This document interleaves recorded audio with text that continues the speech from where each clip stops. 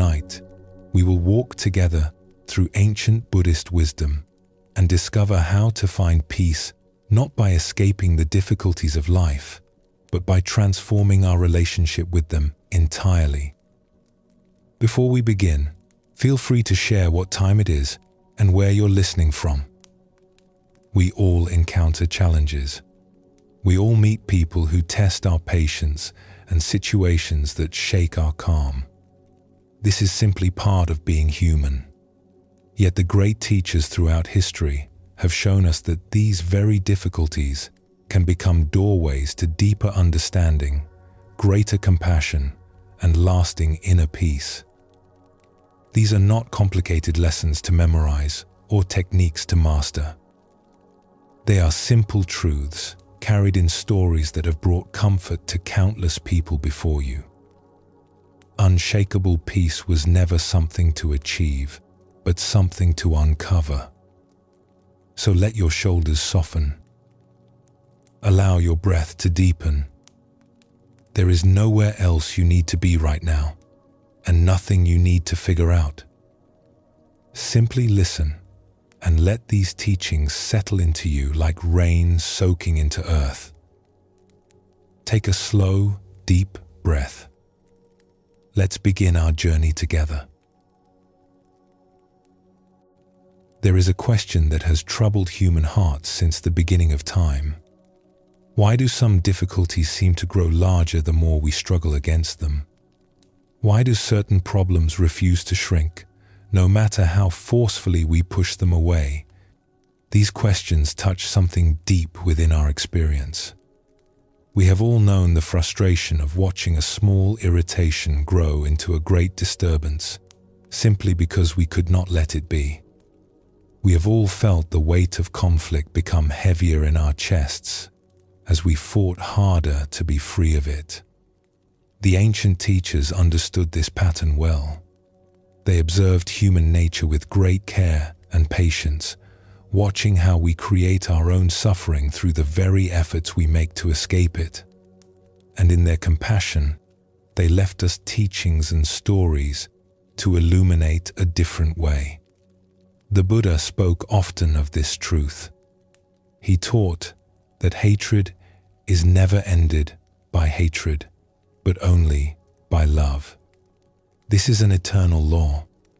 These words, simple as they are, contain a medicine for much of what troubles us. They point toward a way of being that transforms difficulty at its root, rather than merely managing its symptoms. Let us discover what happens when we stop fighting what disturbs us and begin, instead, to welcome it with an open heart. When something unpleasant enters our life, our first instinct is almost always to push it away. This is natural. This is human. When we touch something hot, we pull back our hand. When we taste something bitter, we spit it out. The body knows how to protect itself, and this knowledge runs deep. But the mind is not the body, and the difficulties we face in our relationships, our emotions, and our inner life do not always respond to pushing in the way we expect. In fact, something curious often happens. The more we push, the more we struggle, the more firmly the difficulty seems to plant itself in our experience. Consider how this works with worry. When a troubling thought arises and we try to force it from our mind, what happens? For most of us, the thought returns stronger than before. It is as though our resistance has given it energy, fed it somehow, made it more substantial and more persistent. The same pattern appears with difficult emotions. When anger arises and we tell ourselves we should not be angry, when we clench our teeth and try to suppress the feeling, it often burns hotter beneath the surface. When fear comes and we berate ourselves for being afraid, the fear frequently deepens into something closer to panic. And so it is with difficult people. When someone irritates us and we respond with hardness, with coldness, With our own brand of difficulty, we rarely see improvement. Instead, we often watch the situation worsen. The other person becomes more defensive, more hostile, more entrenched in the very behavior that troubled us to begin with. There is an old teaching that says what we resist persists. This is not merely a clever phrase. It points towards something real in the nature of experience. Our resistance itself becomes a kind of food for what we resist. Our struggle becomes the very fuel that keeps the fire burning. But if resistance feeds difficulty, what might happen if we tried something else entirely? What if, instead of pushing against what troubles us, we learned to open toward it? What if we discovered how to welcome even the unwelcome? This is the radical invitation at the heart of the Buddha's teaching. Not to become passive or weak. Not to allow ourselves to be harmed without response. But to recognize that true strength often looks different than we imagine. True power sometimes means setting down the sword and opening our arms instead. Let us explore a story that has been told for many generations, a tale that carries within it seeds of profound wisdom. It is said that this story comes from the time of the Buddha himself, though it has been retold in many forms across the centuries. Listen now and let the images settle gently into your heart. Once, in a distant land, there stood a magnificent palace at the center of a great kingdom. The palace was known throughout the realm for its beauty and its peace. Tall columns of polished stone rose toward painted ceilings.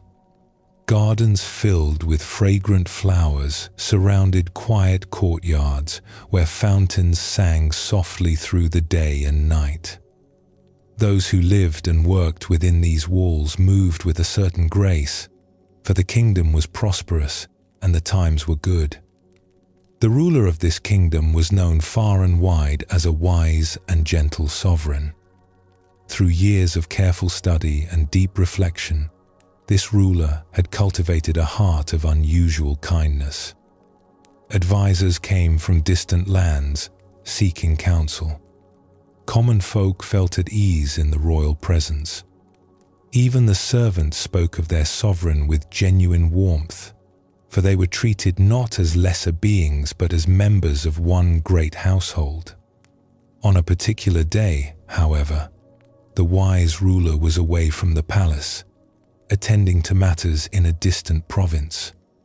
The hall stood quiet in the afternoon light. Ministers went about their duties. Guards kept their posts. The great throne room, with its high windows and ancient tapestries, sat empty and still. It was into this peaceful scene that something unexpected arrived. No one could say later exactly how it began.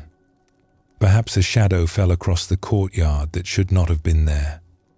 Perhaps a cold wind stirred the curtains in rooms where no window was open. But somehow, without warning, a creature appeared in the outer halls of the palace. It was unlike anything the palace dwellers had ever seen.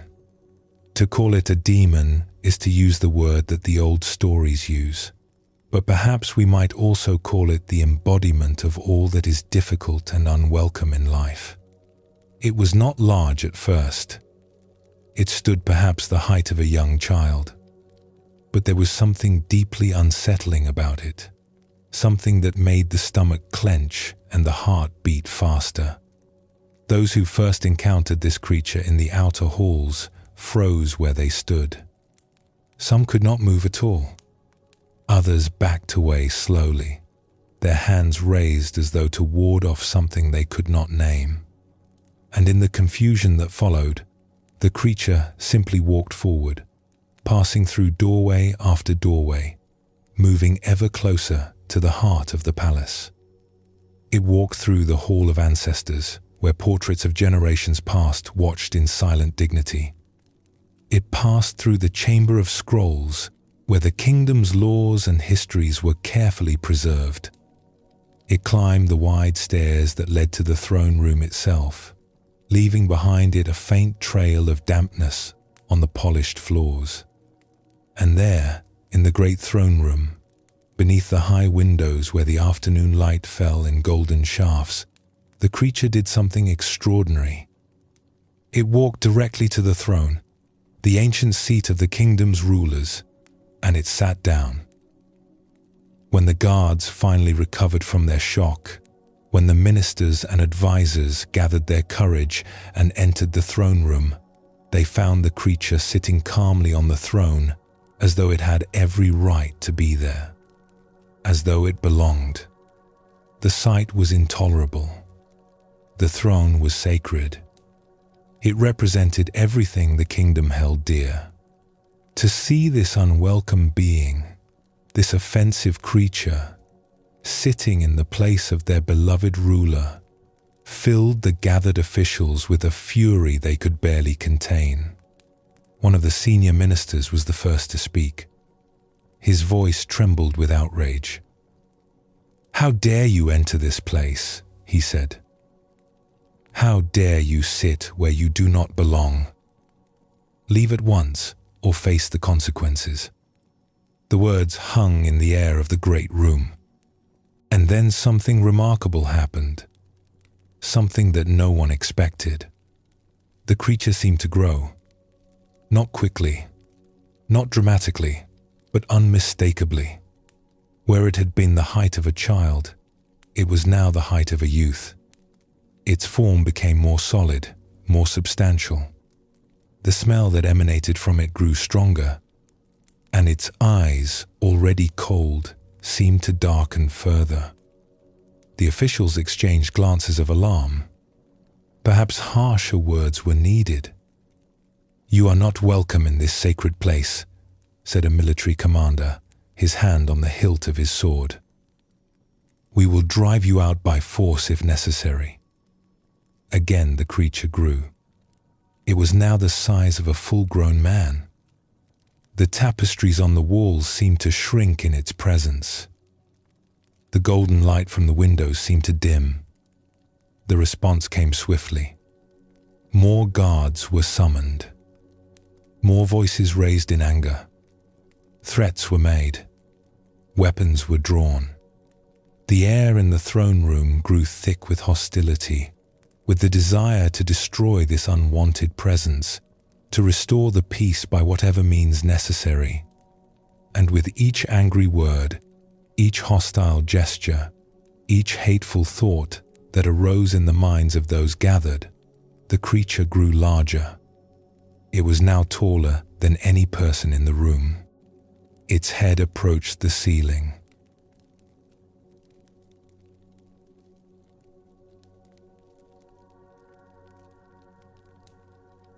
The smell had become almost unbearable, a stench that made eyes water and stomachs turn. And from its mouth there now came sounds, low and guttural, words in no language anyone could recognize, but carrying a tone of malice that needed no translation. This went on for some time. The officials tried everything they could think of. They tried intimidation. They tried bargaining. They tried pleading. But nothing worked except to make matters worse. By the time hours had passed, the creature had grown so enormous that it filled nearly half the throne room. Its misshapen form pressed against the ancient columns. Its breath fogged the high windows. And the gathered assembly had backed against the far wall, terrified and exhausted, completely at a loss. It was at this moment that the wise ruler returned. Word had reached the distant province that something was amiss at the palace.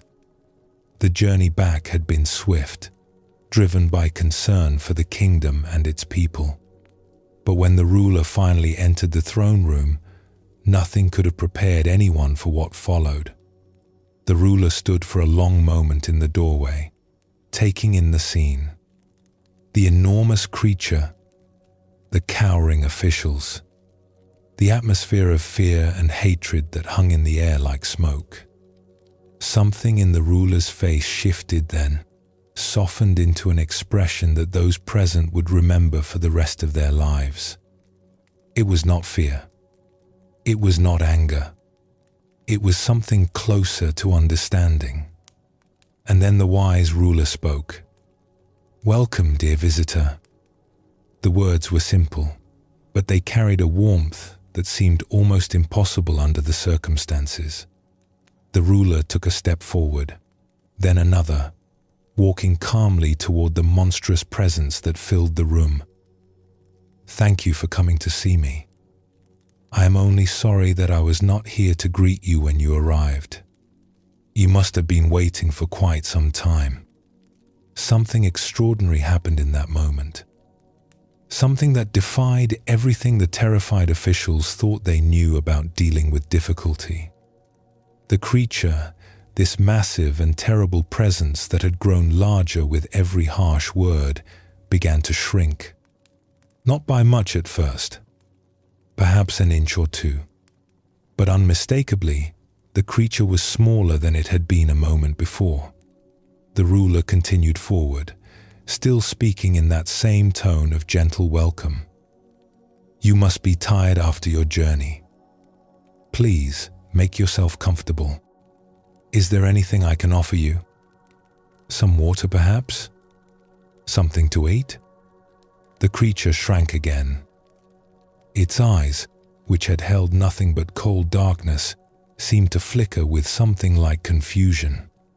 The officials watched in astonishment as their ruler approached the throne, showing no trace of fear, radiating only kindness. "I can see that my household has not treated you well in my absence. Please forgive them. They did not understand. They thought you were an enemy, when in fact you are my guest." With each kind word, the transformation continued. The creature that had filled half the throne room was now only the size of a large bear. Its form was becoming less solid, less threatening. The terrible smell was beginning to fade. And then something even more remarkable began to happen. Taking their cue from the ruler, the others in the room began to change their approach as well. One minister, finding courage he did not know he possessed, spoke up. "Perhaps our guest would like some tea. We have a lovely blend from the mountain provinces. Very soothing after a long journey." The creature shrank further. A servant who had been trembling in the corner came forward. "Would you like me to prepare a place for you to rest? There are comfortable quarters in the east wing." Smaller still, another official joined in. "Please know that you are welcome here. We did not mean to be unkind. We were simply surprised. Forgive us." And so it went. One by one, the members of the household released their fear and hostility. One by one, they offered words of welcome, gestures of kindness, the simple hospitality that any guest deserves. And with each offering, the creature diminished further. Some brought food, the finest delicacies the palace kitchens could provide. Others brought soft blankets and cushions. One young servant, filled with compassion she could not explain, knelt before the creature and began to gently massage its feet, which by now had shrunk to nearly normal size. The creature that had seemed so terrible, so impossibly huge and threatening, was now no larger than a small dog. Its features had softened. The darkness in its eyes had given way to something almost like wonder, and the smell that had been so offensive had transformed into something almost sweet, like rain on dry earth. Finally, as the last acts of kindness were offered, as the last words of welcome were spoken, the creature gave something that might have been a sigh. And then, quietly, without drama or fanfare, It simply faded away. Where there had been a monster, there was only empty air. The throne room was peaceful once more. This story, it is said, comes from the Buddha's own collection of teachings. He called such beings anger-eating demons. They are creatures that grow strong on the energy of hostility, that feed on our resistance, as fire feeds on dry wood. And the only way to overcome them is not through force, which only makes them stronger, but through kindness, which starves them of their food.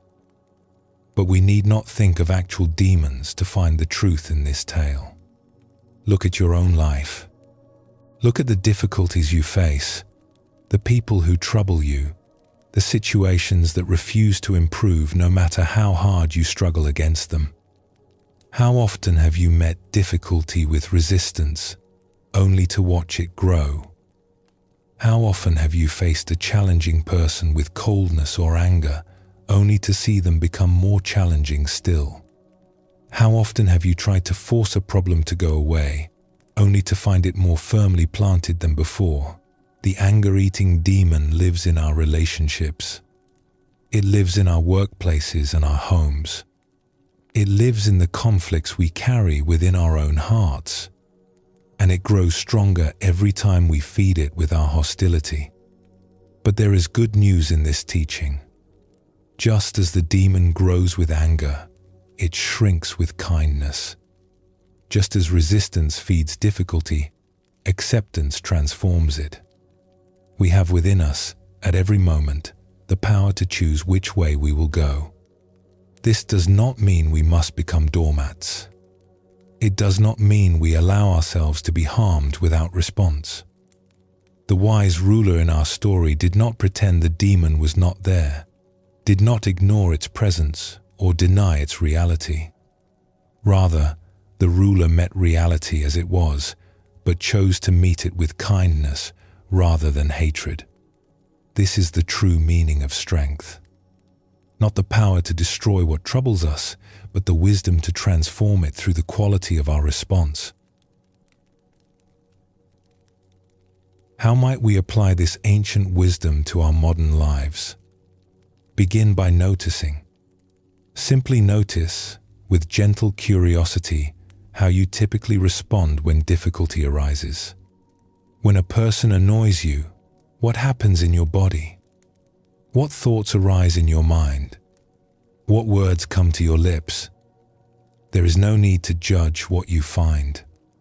Simply observe, as you might observe clouds passing across the sky. Then, in a moment of difficulty, see if you can pause before responding. This pause is precious. In that small gap between stimulus and response lies all of our freedom. In that moment of stillness, we can choose. Try, just once, responding to difficulty with welcome instead of resistance. This might feel strange at first. It might feel unnatural, even foolish. But watch what happens.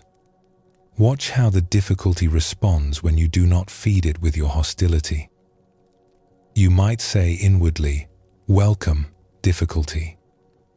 I see you are here. I will not fight you." You might offer kindness to a challenging person, not because they deserve it, but because you understand that kindness is the only thing that truly works. You might simply soften your body, release the tension in your jaw and shoulders, and breathe. The Buddha taught that we are not punished for our anger. We are punished by our anger. Our hostility harms us more than it harms anyone else. When we learn to set it down, we free ourselves from a burden we may have been carrying for a very long time. The demons of difficulty will continue to arrive in our lives. This is simply the nature of being human. But we need not let them grow to fill our entire throne room. We need not exhaust ourselves fighting what cannot be overcome by force. Instead, we can welcome them. We can offer them tea. We can speak to them with kindness. And we can watch with wonder as they slowly fade away. Let us rest here for a moment. Allow these teachings to settle gently into your heart. Take a slow, nourishing breath. And when you are ready, we will continue our journey together.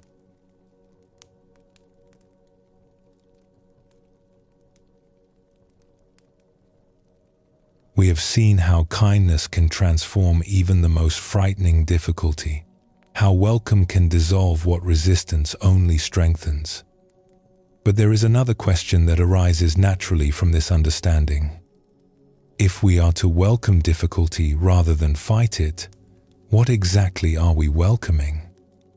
What is the purpose of these unwanted visitors in our lives? The ancient teachers offer us a surprising answer.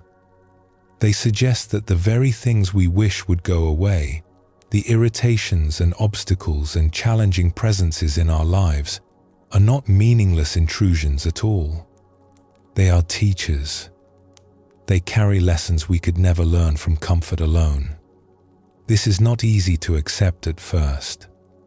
When we are struggling with a difficult situation or a challenging person, the last thing we want to hear is that this struggle is somehow good for us. We want relief, not instruction. We want escape, not education.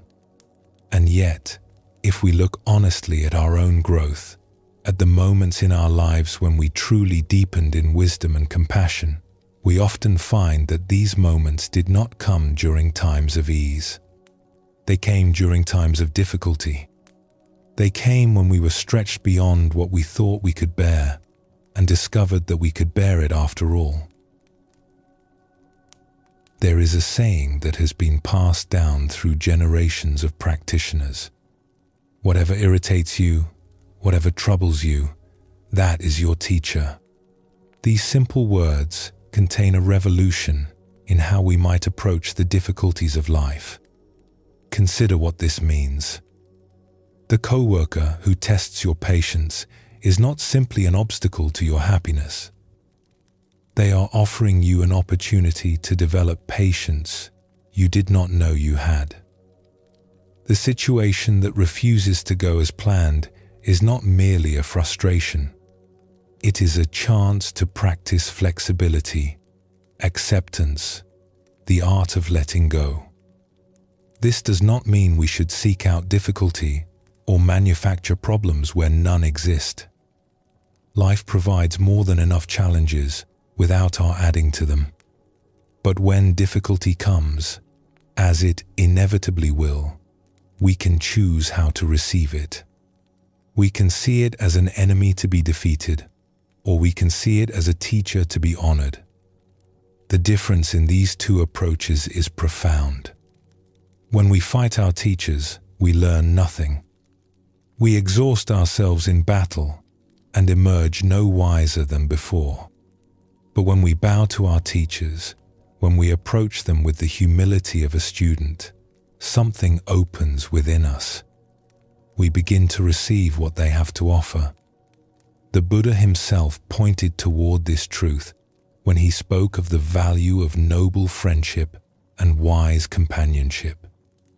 But he also recognized that those who challenge us play an essential role in our development.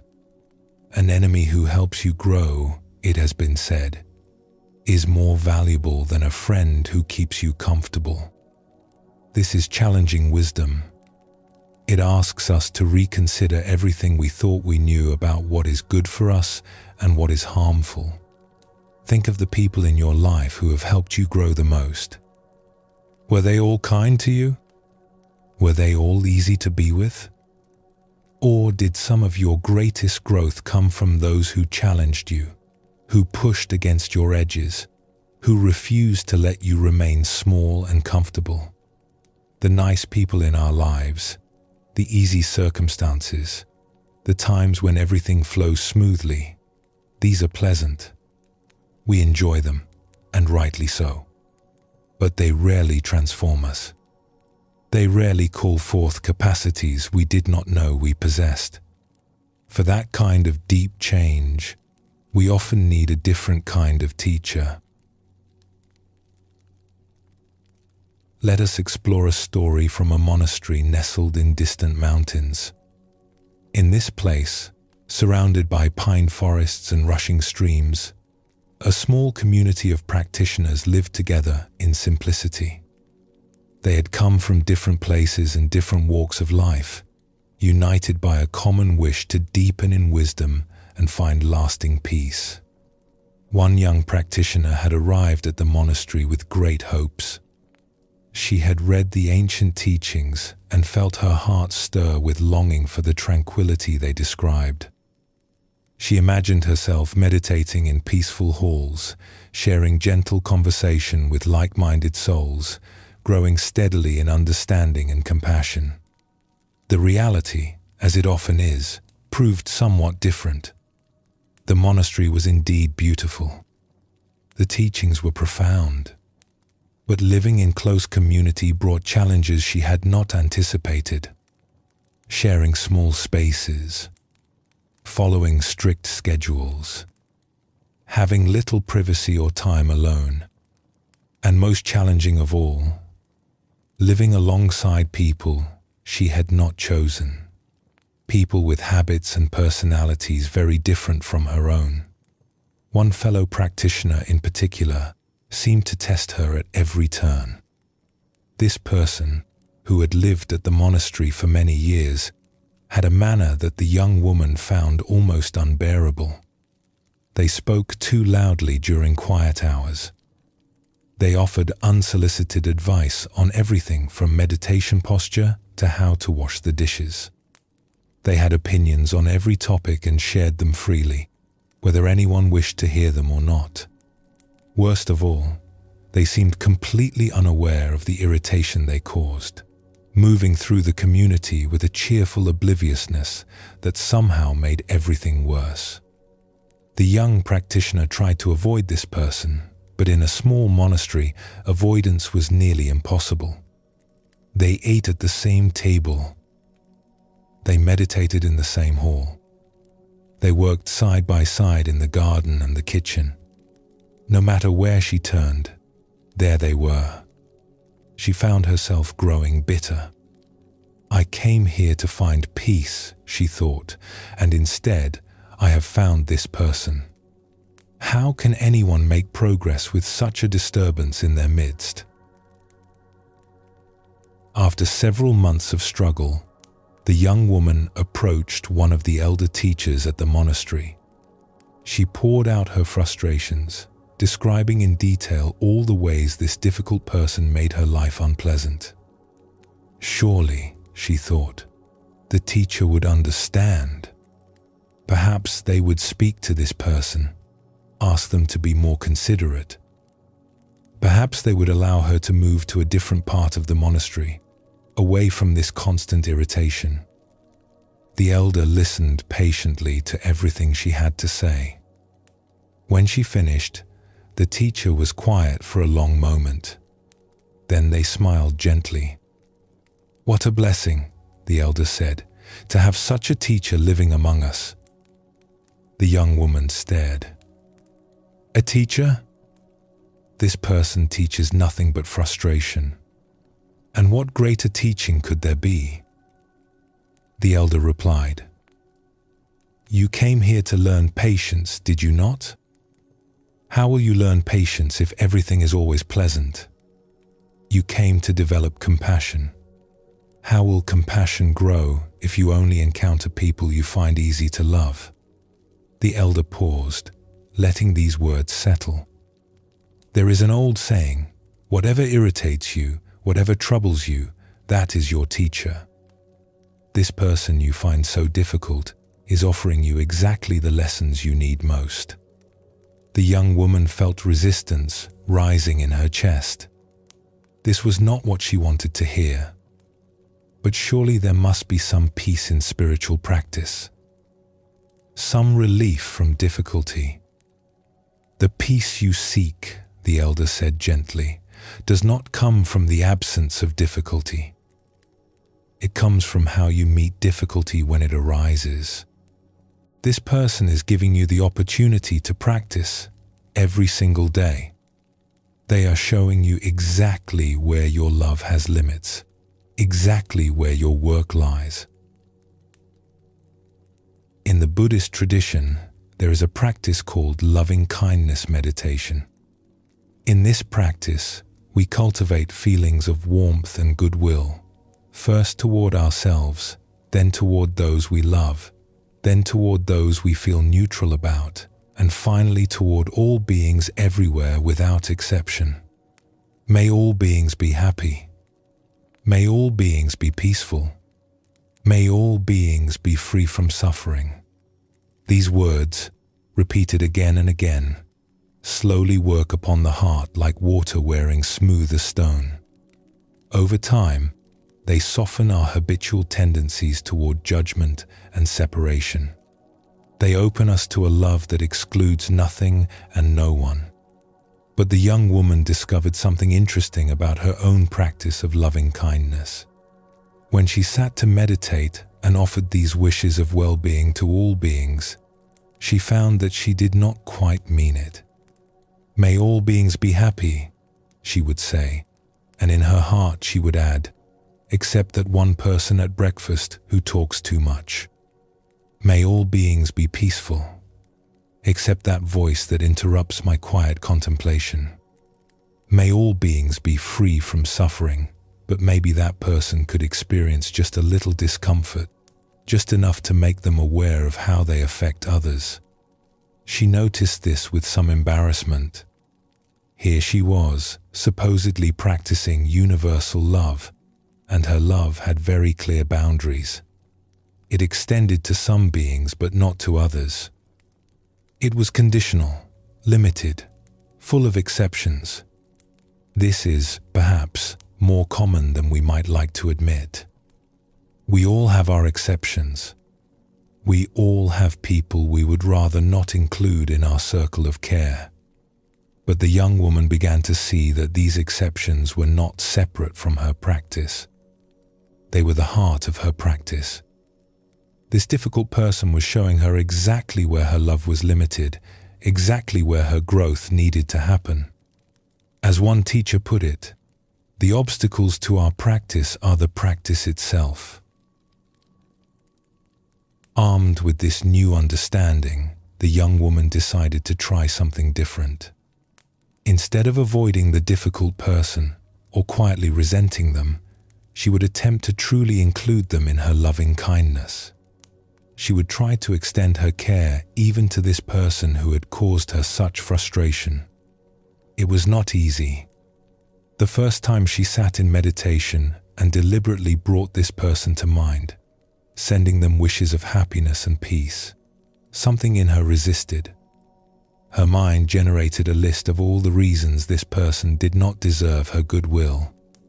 Her body tensed with remembered irritations. But she stayed with it. She breathed gently and repeated the phrases, "May you be happy. May you be peaceful. May you be free from suffering." Something began to shift, slowly, over many days of practice. She started to see this person differently. She noticed that beneath all their loud opinions and unsolicited advice, there was a kind of loneliness. They talked so much, perhaps, because they feared silence. They offered so much advice, perhaps, because they wanted to feel useful, to feel that they mattered. She began to see a fellow human being struggling in their own way, doing their best with the tools they had, probably unaware of the impact they had on others. And with this seeing came something unexpected. Compassion. Not approval of the behavior, not a sudden enjoyment of the loud voice and the constant commentary, but a softening toward the person beneath the behavior, an understanding that they too were carrying burdens. They too were seeking happiness in the only way they knew how. There is an image sometimes used in the contemplative traditions, of stones being polished in a river. When stones first fall into the water, they are rough and jagged, full of sharp edges. But as the river carries them along, they tumble against one another. They rub and knock and scrape. And slowly, over time, they become smooth. No stone polishes itself. It is the friction with other stones that wears away the rough edges. It is the constant contact, the rubbing and bumping, that creates the smoothness we admire. Living in community is like this. The people around us, especially the difficult ones, are constantly rubbing against our rough edges. It can feel unpleasant. We might wish for a smoother ride, a gentler journey, fewer collisions. But it is precisely this friction that polishes us, that wears away our sharp edges, that slowly reveals the smooth stone beneath. The young woman came to understand this truth through her experience at the monastery. The person she had found so irritating was, in a sense, doing her a great service. They were showing her where she was still rough, where she still had sharp edges that caught against life. They were giving her the opportunity, day after day, to practice patience, to practice letting go, to practice love without exceptions. In time, something remarkable happened. The difficult person did not change. They were still loud, still opinionated, still full of advice that no one had asked for. But the young woman's experience of them changed completely. Where there had been irritation, there was now mostly acceptance. Where there had been avoidance, there was now a kind of ease. And more than this, she found that her capacity for patience had grown. Not just with this one person, but with everyone. The friction that had seemed like punishment had turned out to be polishing. She was becoming smoother, more able to flow with life rather than catching against it. In the years that followed, this practitioner grew in depth and understanding. When newer members of the community came to her with complaints about difficult people, about irritating situations, about obstacles to their peace, she would sometimes smile in recognition. "What a blessing," she would say, "to have such teachers in your life." At first, they thought she was joking, but she was entirely serious. She had learned from her years of practice that difficulty is not the enemy of spiritual growth. It is the very ground in which growth occurs. The Buddha himself pointed to this truth when he said that an untrained mind brings suffering, but a mind well trained brings happiness. The training of the mind does not happen in easy circumstances. It happens when we are challenged, stretched, pushed beyond our comfortable limits. It happens when we meet difficulty and choose to learn from it rather than simply endure it. This does not mean we should be grateful for suffering in a superficial way, pretending that pain is pleasant or that frustration does not hurt. The difficult person still tested her patience. The challenges of community life still required effort. But within that effort, there was an invitation. Within that difficulty, there was a door. We can walk through that door if we choose. We can bow to our teachers, even the unwanted ones, and say, "Thank you. I am ready to learn."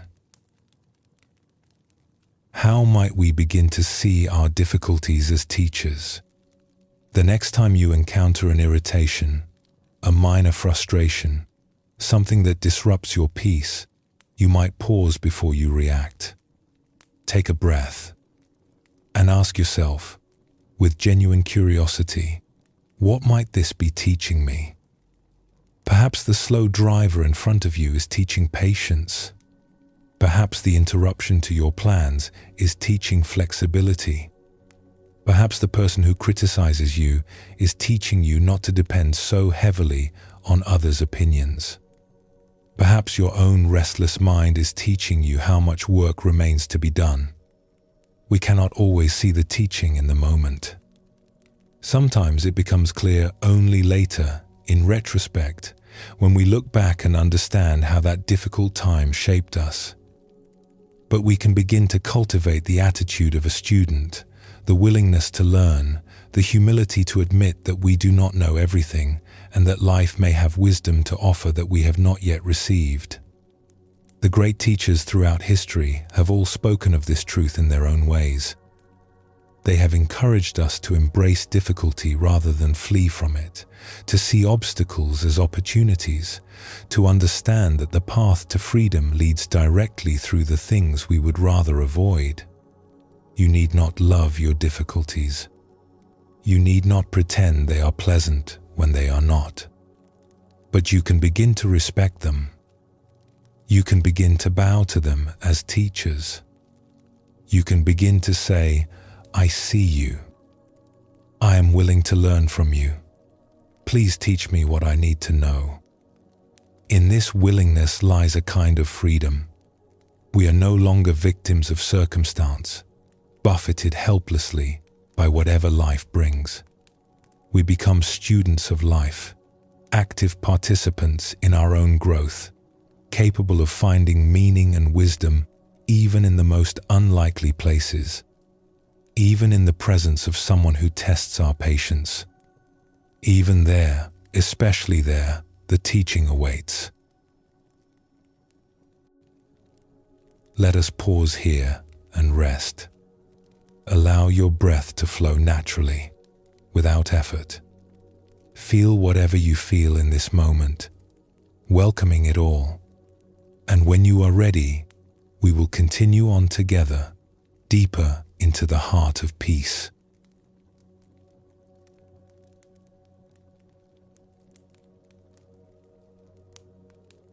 We have begun to see how difficulty can become a teacher, how the very people who test our patience may be offering us exactly the lessons we most need to learn.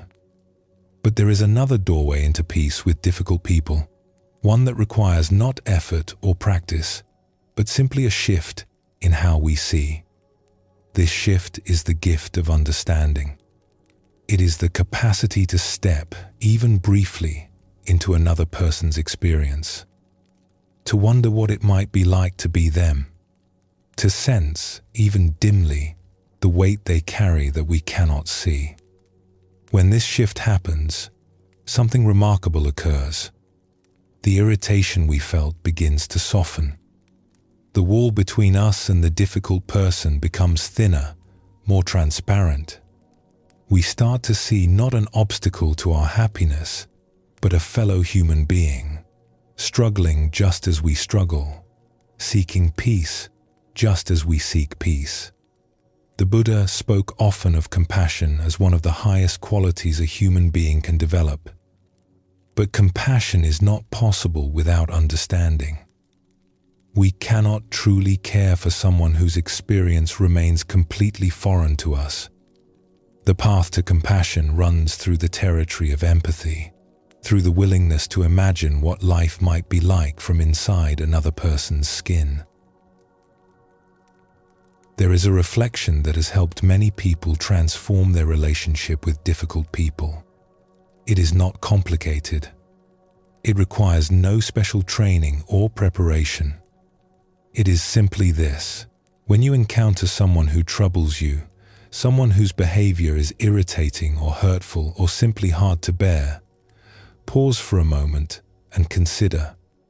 You only have to endure this person for a short time. Perhaps a few minutes. Perhaps an hour.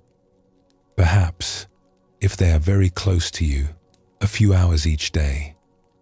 But they have to live with themselves all day long. Let this sink in. Whatever quality makes this person difficult for you to be around, they experience that quality constantly. They wake up with it. They carry it through every moment of their day. They go to sleep with it. There is no escape for them, no relief, no moment when they can walk away and be free. If someone's manner is abrasive, imagine what it must be like to have that abrasiveness as your constant companion. If someone is anxious and fearful, imagine living inside that anxiety every waking moment. If someone is angry and reactive, imagine the exhaustion of that anger burning in your chest hour after hour, day after day. This reflection does not excuse harmful behavior. It does not mean we should allow ourselves to be mistreated, but it opens a door to compassion that was previously closed. It helps us see that the difficult person is not our enemy. They are, in a very real sense, suffering. And their suffering is far greater than ours because they can never get away from it. Consider for a moment what it might be like to be someone that others find difficult. Imagine going through life and sensing, even if only dimly, that people avoid you. That conversations grow shorter when you join them. That invitations somehow never quite reach you. That there is always a slight tension in the room when you enter. Most difficult people are not deliberately trying to cause problems. They are simply being who they are, responding to life with the tools they have, unaware of how their presence affects others. And yet they often sense, on some level, that something is wrong. That connection does not come easily. That the warmth others seem to share does not flow toward them in the same way. This is a kind of loneliness that is hard to imagine unless you have experienced it. To want connection and not know how to create it. To reach out and find others pulling back. To be, in some fundamental way, isolated even in the midst of people. When we see difficult people in this light, our hearts begin to open. We recognize that their difficulty is not a weapon aimed at us. It is a burden they carry, often without knowing how to set it down. It is a wound that has never healed, expressing itself in ways that push away the very connection they most need. The Buddha taught that all beings wish to be happy. All beings wish to be free from suffering. This is as true for the difficult person as it is for anyone else. They are not seeking to make life harder for those around them. They are seeking happiness, seeking peace, seeking love. They have simply not found skillful ways to pursue these things. When we remember this, when we hold this truth in our hearts as we encounter difficult people, something shifts. The irritation does not disappear entirely, but it is joined by something softer. A recognition of shared humanity. A tenderness toward this fellow traveler who has lost their way. Let us explore a story from a place of healing, a hospital in a distant city where people came to find help for troubles of the mind and heart. This was a place of last resort for many, a sanctuary for those whose inner storms had grown too fierce to weather alone. The doctors and nurses and caregivers who worked in this place were dedicated people. They had trained for many years to understand the complexities of the human mind. They knew the names and symptoms of many conditions. They had medicines and therapies and techniques to offer those who came seeking help. But for a long time, despite all their knowledge and good intentions, progress was slow. Patients would arrive in crisis, receive treatment, stabilize somewhat, and then return again when the next crisis came. The cycle seemed endless. The healers were doing everything they knew to do, yet true and lasting healing remained elusive. Then something changed. A new approach was introduced, one that seemed almost too simple to work. Instead of focusing primarily on what was wrong with each patient, the caregivers began to focus on what was right. This requires some explanation. When someone is struggling with troubles of the mind, Their experience is not uniform. There are times when the storm is raging, when thoughts become confused and feelings become overwhelming. But there are also times of calm, periods when clarity returns and the person can think and feel and relate in ways that feel healthy and whole. Previously, the caregivers had focused most of their attention on the storms. They watched carefully for signs of trouble. They intervened when symptoms flared. They built their understanding of each patient around the patterns of their illness. The new approach turned this around. Instead of watching for storms, the caregivers began to watch for sunshine. They paid attention to the moments when patients were calm, when they were connecting well with others, when they showed insight and wisdom and grace. And rather than simply noting these moments and waiting for them to pass, they celebrated them. They named them. They helped patients recognize and value these experiences of wellness. What happened next surprised many who witnessed it. As the caregivers shifted their attention toward moments of wellness, those moments began to expand. Patients who had been trapped in cycles of crisis began to experience longer and longer periods of stability. The storms still came, but they came less often and lasted for shorter times. The spaces of peace between them grew wider and wider. This was not magic, though it might have seemed that way. It was simply the natural result of a profound truth. What we give attention to grows. When we focus on what is wrong, on the difficulties and deficiencies and problems in ourselves or others, we are in a sense feeding those things. Our attention is a kind of nourishment. It strengthens whatever it touches.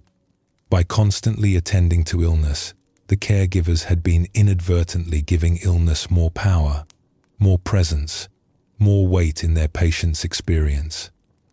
But attention works the other way as well. When we focus on what is right, on the moments of health and clarity and connection, we nourish those things instead. We help them grow stronger. We give them more power to hold their ground against the storms. This is not positive thinking in a superficial sense. It is not pretending that difficulties do not exist. The caregivers did not ignore their patients' struggles or dismiss their pain. They simply chose to also see, and to help their patients see, the health that existed alongside the illness. They chose to nurture what was already whole, rather than only fighting what was broken. The ancient teachers understood this principle well.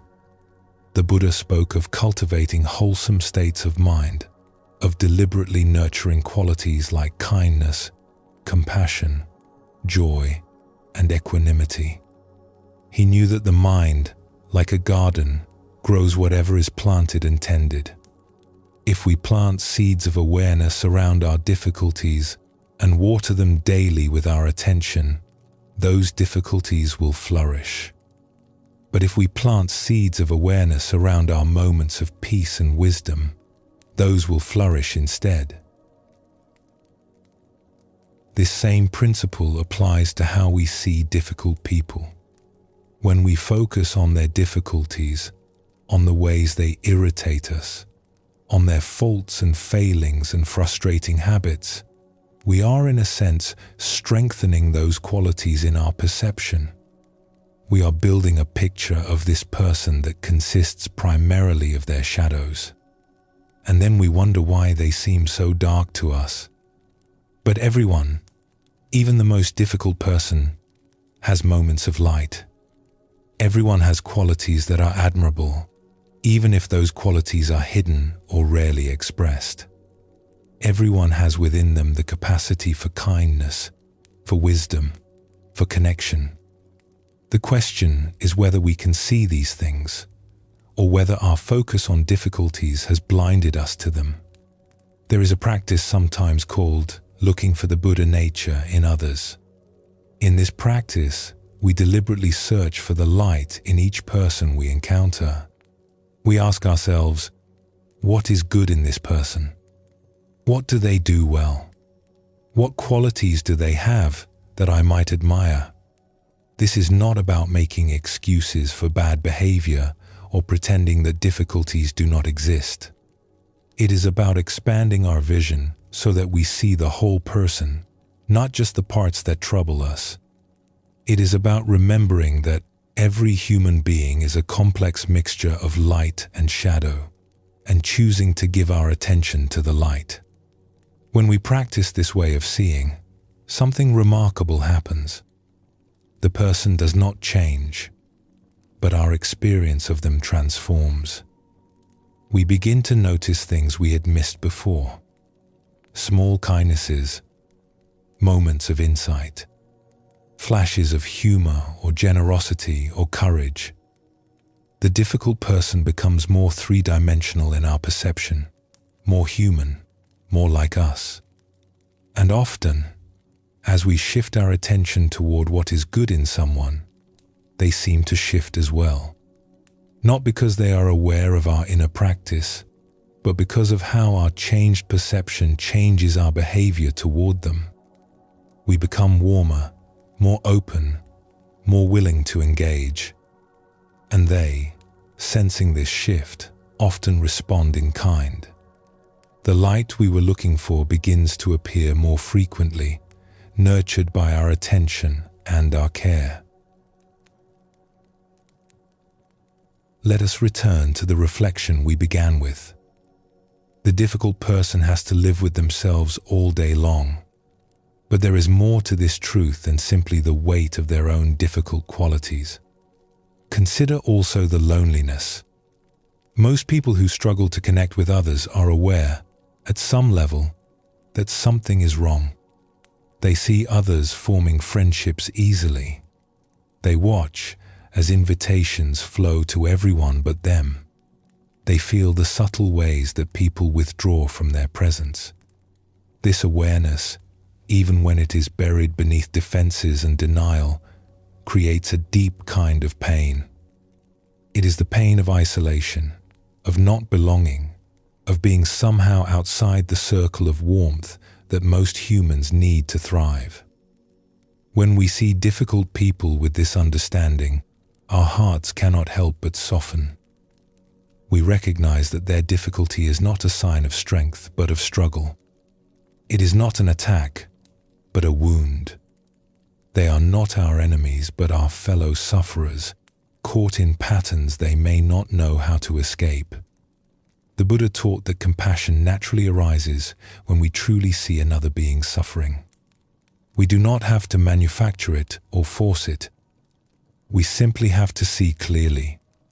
And when we see clearly the suffering that lies beneath difficult behavior, compassion arises on its own. This compassion is not weak or passive. It does not mean allowing ourselves to be harmed or staying in situations that damage us. But it changes the quality of our response. Instead of reacting with anger or resentment, we can respond with firmness that is also kind.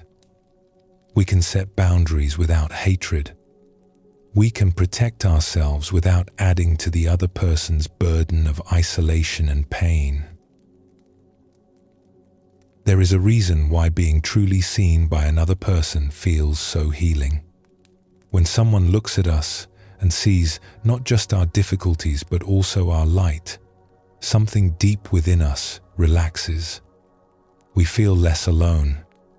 We feel that perhaps we are not as broken as we feared. Difficult people rarely receive this gift. Most of the eyes that look at them see only the difficulty. They are defined by their worst qualities, reduced to the problems they cause. Is it any wonder that they have trouble changing when everyone around them has already decided who they are?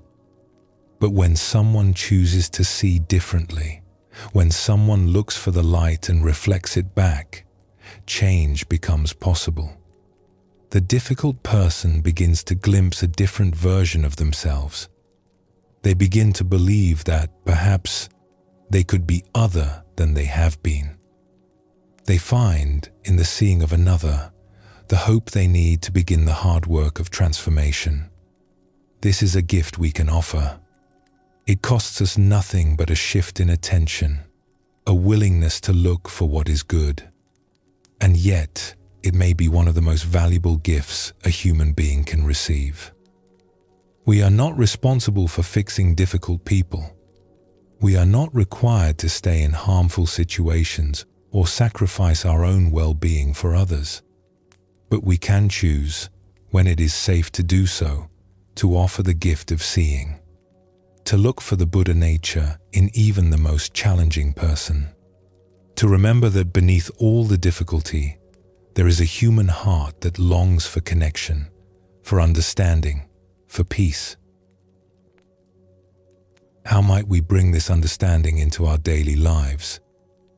The next time you encounter someone difficult, you might pause and consider, they have to live with themselves all day long.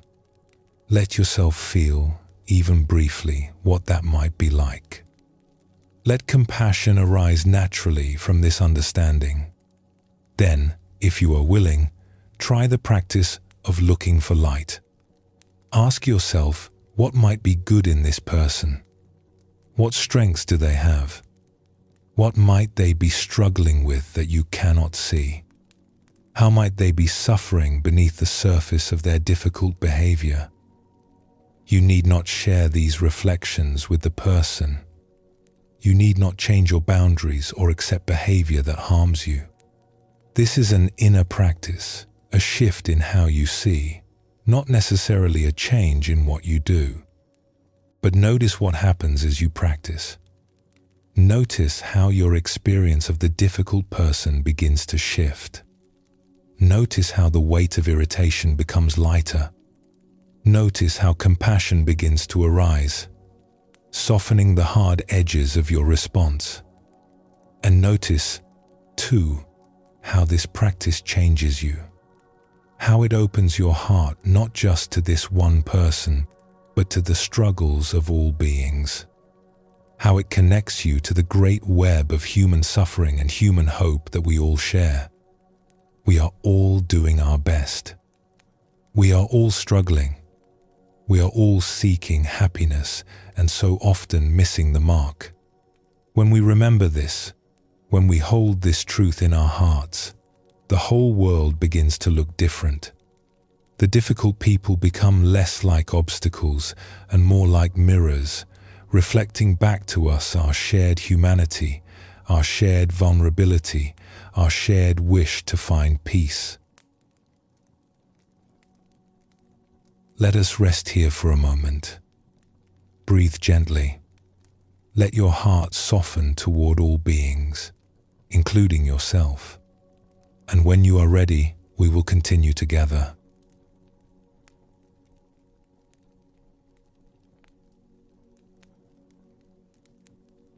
We have seen how understanding can open our hearts to difficult people, how seeing their suffering can awaken compassion within us. But there is a question that naturally follows. Can kindness actually change things? Can our gentle persistence truly transform a relationship that seems beyond hope? The honest answer is that it is not always easy. Some people have built such thick walls around their hearts that our kindness seems to bounce off without effect. Some situations are so entrenched that change appears impossible. And there are times when the wisest course is to step back, to protect ourselves, to accept that not every battle is ours to fight. And yet, there are also stories of remarkable transformation, stories of the hardest hearts slowly softening under the patient warmth of kindness, stories of walls coming down, one brick at a time, over weeks and months and years. These stories remind us that change is always possible, even when it seems most unlikely. The path of kindness is not a quick fix. It is a long road, requiring patience we did not know we had. But for those willing to walk it, the destination can be more beautiful than we ever imagined. In our world of instant messages and rapid results, we have grown accustomed to quick solutions. We want our problems solved now, our relationships healed today, our difficult people transformed by next week at the latest. When change does not come quickly, we often conclude that it is not coming at all. But the deepest changes in human beings rarely happen quickly. A heart that has been closed for years does not open overnight. Trust that has been broken many times is not rebuilt with a single gesture. The patterns of a lifetime do not dissolve at the first touch of kindness. This is not a reason for despair. It is simply the nature of things. A great tree does not grow in a day. A river does not carve a canyon in a season. The most profound transformations in nature happen slowly, imperceptibly, through the patient accumulation of small moments. So it is with human hearts. The kindness we offer today may seem to disappear without trace. The kindness we offer tomorrow may meet the same fate. But somewhere beneath the surface, something is shifting. Each act of warmth is like a drop of water falling on stone. No single drop seems to make a difference. But over time, the stone begins to wear. Over time, the impossible becomes possible. The Buddha understood this well. He taught that our actions, even the smallest ones, have consequences that ripple outward in ways we cannot see. A kind word spoken today may bear fruit years from now in circumstances we will never witness. Our task is not to demand immediate results, but to plant seeds of goodness and trust in the harvest. Let us explore a story from a place of confinement, a large institution where people lived under strict rules and watchful eyes. This was not an easy place to be. The residents had made mistakes in their lives and were paying the price. The days were long and structured. Freedom was limited, and the relationship between those in charge and those in their care was often marked by distance and suspicion. In this place, there was a man whose job was simple. Each day, he would prepare and serve tea and coffee to the officers who ran the institution. It was not demanding work, but it brought him into daily contact with one officer in particular, the chief of the facility. This chief officer was, by all accounts, a difficult man. He seemed to take pleasure in making the lives of those under his authority harder than they needed to be. He never greeted the residents. He never acknowledged their presence unless it was to issue a command or a criticism. He treated them, in the words of those who lived there, as if they were less than human. The man who served tea had experienced this coldness many times. But one incident stood out above all others. There was another resident in the facility, a quiet man who rarely received visitors. His family lived far away, and the journey to see him was difficult and expensive. One day, after many months, this man's wife managed to arrange a visit. She found transportation, made the long trip, and arrived at the facility ready to see her husband. But the chief officer had other plans. Knowing that the wife had arrived, the officer deliberately sent the husband to a distant part of the facility, a place where announcements could not be heard. When the wife checked in and the husband was called to the visiting area, he was too far away to hear his name. The calls were repeated. A search was conducted. But by the time he was found and brought back, visiting hours had ended. His wife had come all that way for nothing. The chief officer had done this on purpose. There was no reason for it, except spite, except the desire to cause pain to someone who could not fight back. When the man who served tea heard this story, his heart hardened against the chief officer. He already disliked the man, but now that dislike turned to something stronger. And it seemed to him that such a person was beyond redemption, beyond any possibility of change. It happened that a teacher visited this place of confinement from time to time, offering guidance and conversation to those who wished to receive it. The man who served tea attended these gatherings, and one day he spoke of his feelings toward the chief officer. He described the coldness, the daily humiliation of being treated as less than nothing. "This approach of kindness you teach," he said, "it might work in some places. But not here, not with someone like him. This is a hard place, and the only language such people understand is strength. If you show kindness, they see weakness. They take advantage." The teacher listened carefully. When the man had finished, the teacher was quiet for a moment. Then a gentle question came. "Would you be willing to try an experiment?" The man was suspicious. "What kind of experiment?" "You see this officer every day when you serve him tea. You have an opportunity that few others have.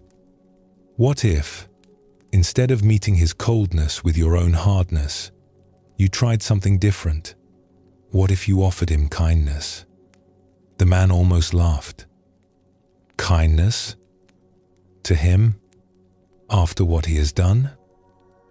"Not because he deserves it," the teacher said, "but because you deserve to be free of the anger you carry.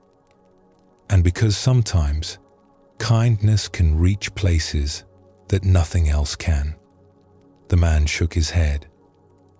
"It will not work.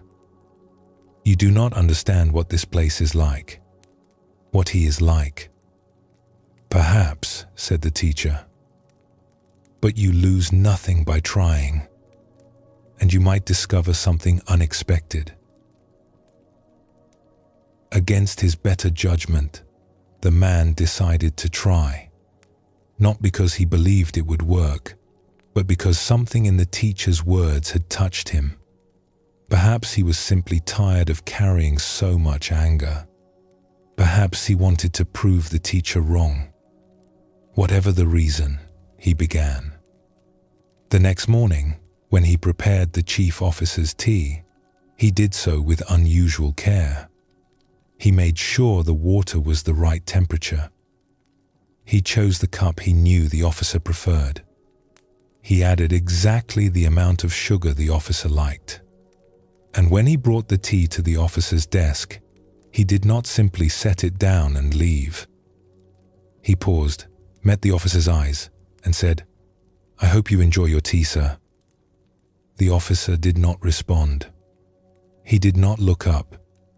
He did not acknowledge in any way that the man existed. It was as if the words had been spoken to an empty room. The man returned to his duties, unsurprised. This was exactly what he had expected. The next day, he did the same thing. Careful preparation. Genuine effort to make the tea as good as it could be. A kind word as he set it down. And again, nothing. Not a glance. Not a grunt. Not the slightest indication that another human being was present. This continued for days, then weeks. Each morning, the man would bring tea prepared with care and offer a kind word. Each morning, he would receive nothing in return. It was like offering gifts to a statue. After a week, he returned to the teacher. "You see?" he said. "It does not work. I have tried every day and nothing has changed. He still treats me as if I do not exist." "A week is not very long," the teacher said gently. "The walls he has built took years to construct. They will not fall in 7 days. Then how long?" "I do not know. Perhaps they will never fall. But the question is not really about him, is it? The question is about who you want to be. Do you want to be someone who meets coldness with coldness? Or do you want to be someone who offers warmth, regardless of how it is received? The man had no answer to this. He returned to his work, and he continued the experiment. Weeks passed, then months. Every day, the same routine. Tea prepared with care, a kind word offered, and nothing in return. The man began to feel foolish. He imagined the other residents watching him, thinking he was weak or naive. He imagined the officer secretly laughing at his efforts. But something else was happening too. Something he had not expected. He noticed that the anger he had carried for so long was beginning to fade. Not completely, not all at once, but gradually. The daily practice of offering kindness, even unreturned kindness, was changing something in him. He was becoming softer, more patient, more at peace. He also began to see the officer differently. Not with approval, certainly. The pain of the past was not forgotten, but with something closer to curiosity. What had made this man so hard? What pain was he carrying that he needed to inflict pain on others? What would it be like to live inside such a cold heart? These questions did not excuse the officer's behavior, but they opened a small door of understanding that had been firmly closed before. And so the man continued, not because he expected results, but because the practice itself had become valuable to him. He had discovered that offering kindness, regardless of response, was its own reward. It was a morning like any other when the first change came.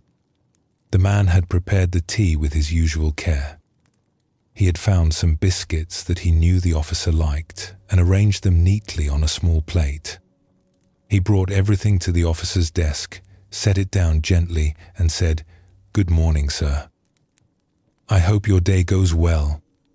He expected nothing. He had learned to expect nothing.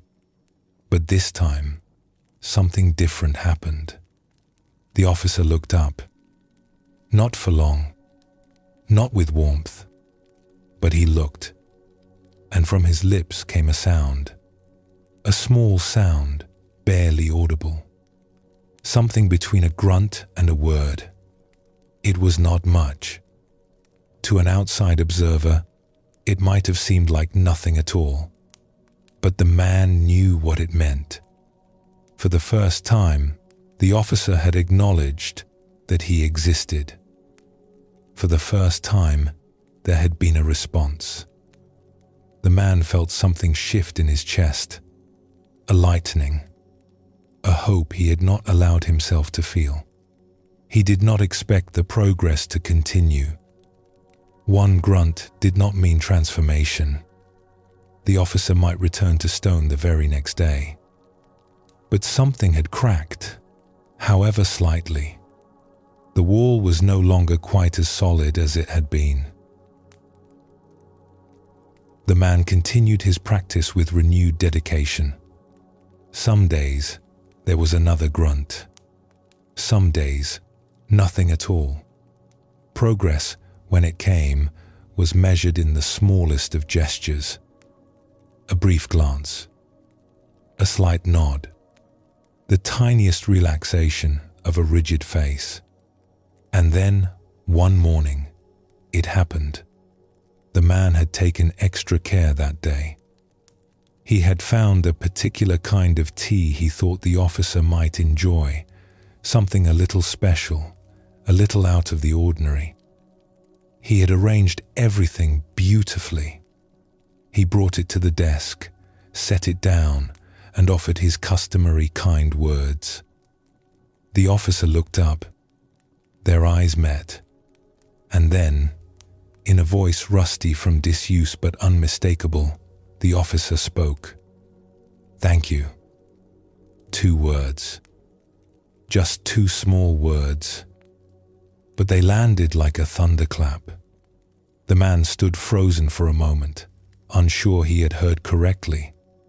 In all his time at this institution, he had never heard this officer thank anyone for anything. It was unprecedented. It was, in its way, miraculous. Word spread quickly. In a place where news travels fast, this was the news of the day, the week, the month. The chief officer had said thank you to a resident, in front of others. Something that had seemed impossible had happened. What does this story teach us? It teaches us that patience matters. The man did not see results for a very long time. Most of us would have given up after a few days, a few weeks at most. But he continued, not knowing if his efforts would ever bear fruit. And eventually, they did. It teaches us that kindness changes us, even when it does not seem to change others. Long before the officer spoke those 2 words, the man who served tea had already been transformed. He had freed himself from the prison of his own anger. He had discovered a capacity for patience he did not know he possessed. The practice of kindness had made him a different person, regardless of the outcome. It teaches us that even the hardest hearts can soften.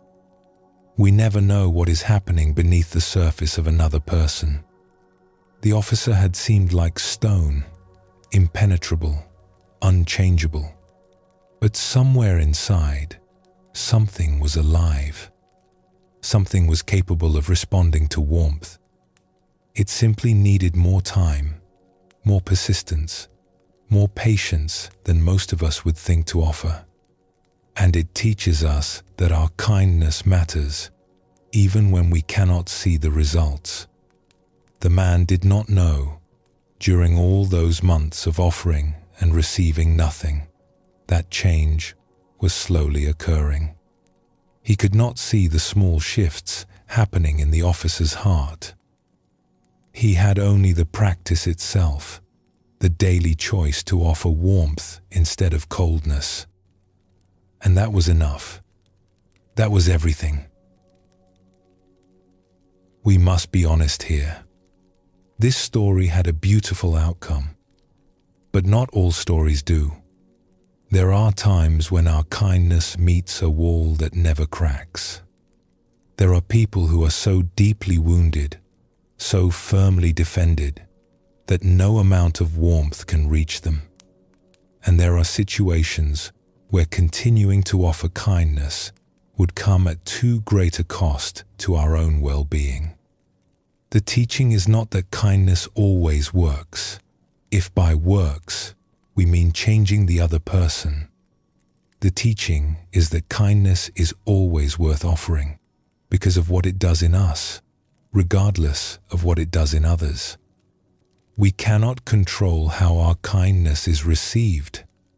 We cannot guarantee that the walls will fall, that the hard heart will soften, that the cold person will warm. What we can control is who we choose to be. We can choose to be people who offer warmth, who plant seeds of goodness, who refuse to let the coldness of others freeze our own hearts.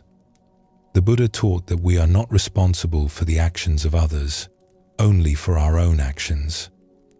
We cannot make someone else be kind. We can only be kind ourselves.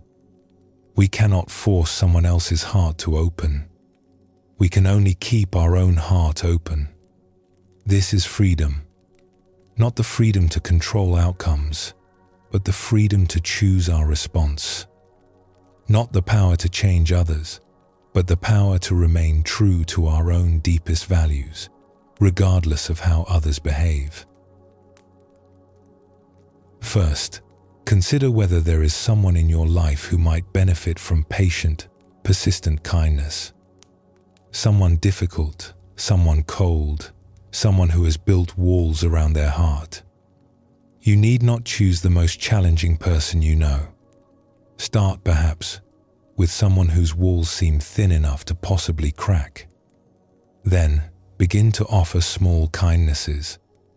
Not grand gestures, but simple, daily acts of warmth. A genuine greeting. A moment of attention.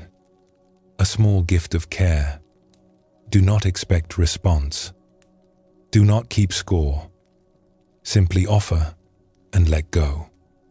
Notice what happens in you as you practice. Notice whether the anger or frustration you carry begins to lighten. Notice whether you begin to see this person differently, with more understanding, more compassion, more patience, and if change comes in the other person, receive it with gratitude, but do not cling to it. Tomorrow they may return to coldness. The path is long, and progress is rarely straight. What matters is not the destination but the walking. What matters is who you become along the way. Remember that you always have the right to protect yourself.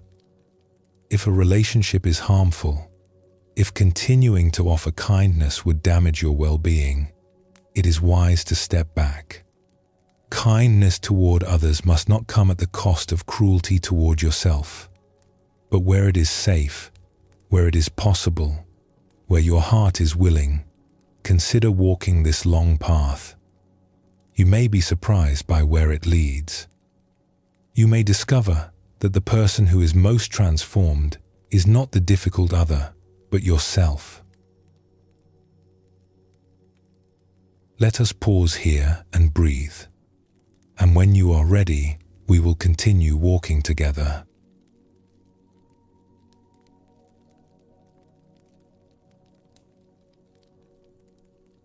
We have walked together through stories of transformation, witnessing how patience and kindness can soften even the hardest of hearts.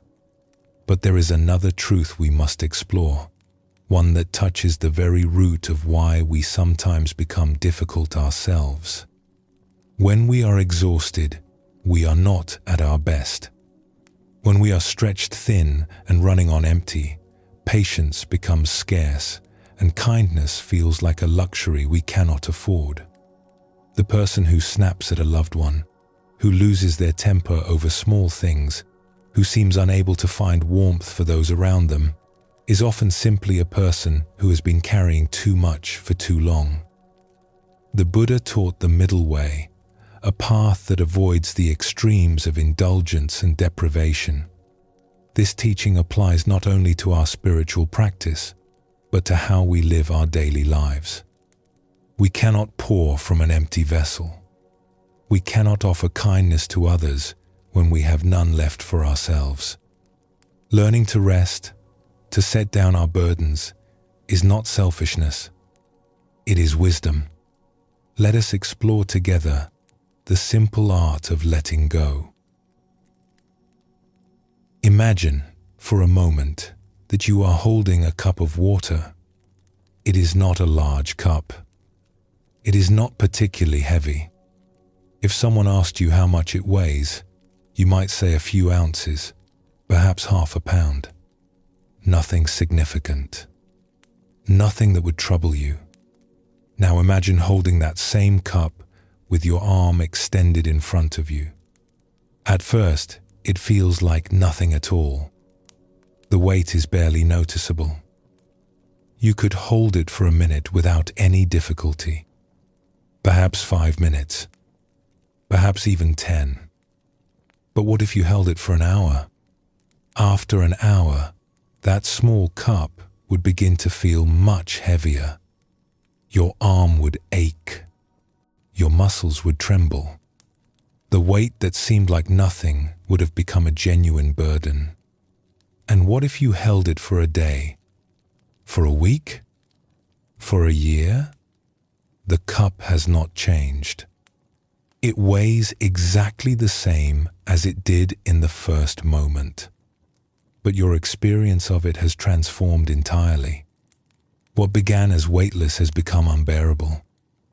What seemed easy has become impossible. This is a teaching about more than cups. This is a teaching about everything we carry.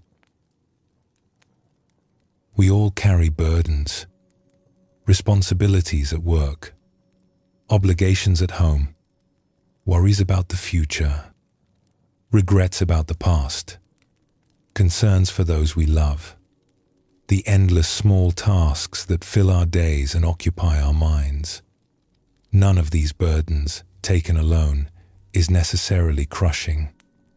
A single worry is manageable. A single responsibility can be met. A single task can be completed. Like the cup of water, each individual weight seems light enough to bear. But we do not carry just one thing. We carry many things. And we carry them not for a moment but for hours, days, weeks, years. We hold our burdens extended in front of us, never setting them down, never giving our arms a chance to rest. Is it any wonder that we become exhausted? Is it any surprise that we grow irritable, impatient, unkind? We are not bad people when we snap at those we love. We are simply people who have been holding too much for too long. The Buddha observed that suffering often arises from clinging, from our refusal to let go of what we are holding. This teaching is usually applied to our attachment to pleasure, to possessions, to outcomes we desire.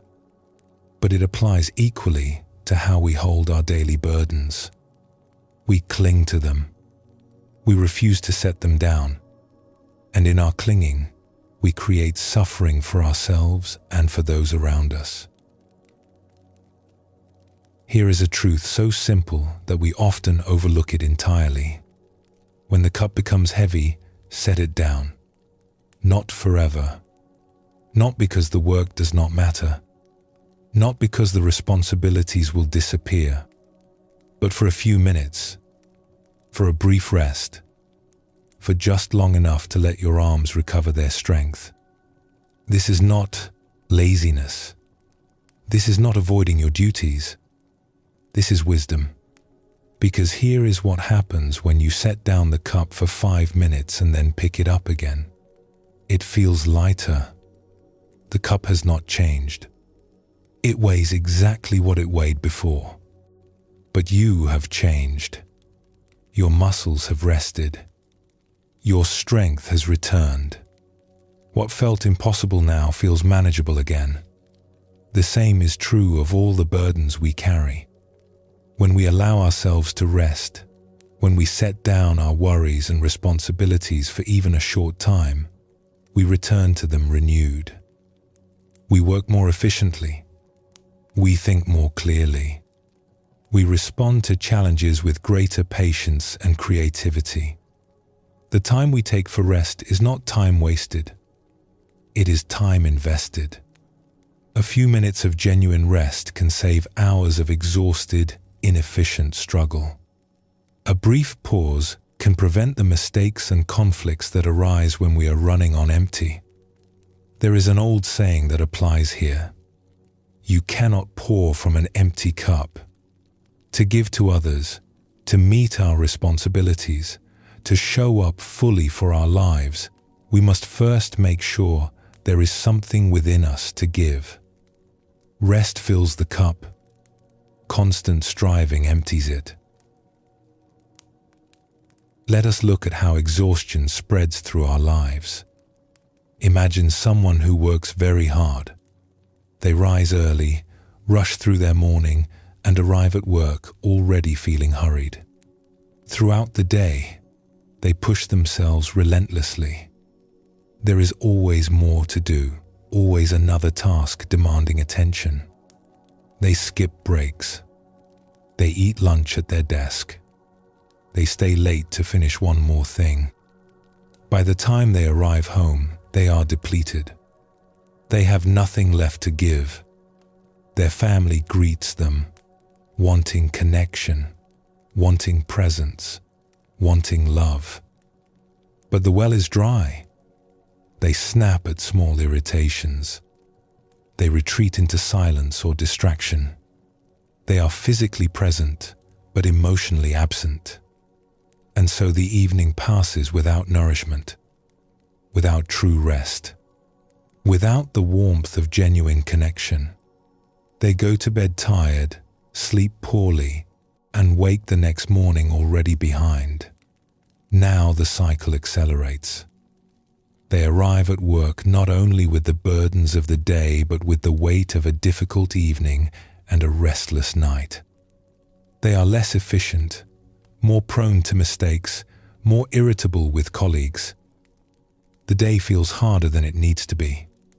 And when they return home that evening, they are even more depleted than before.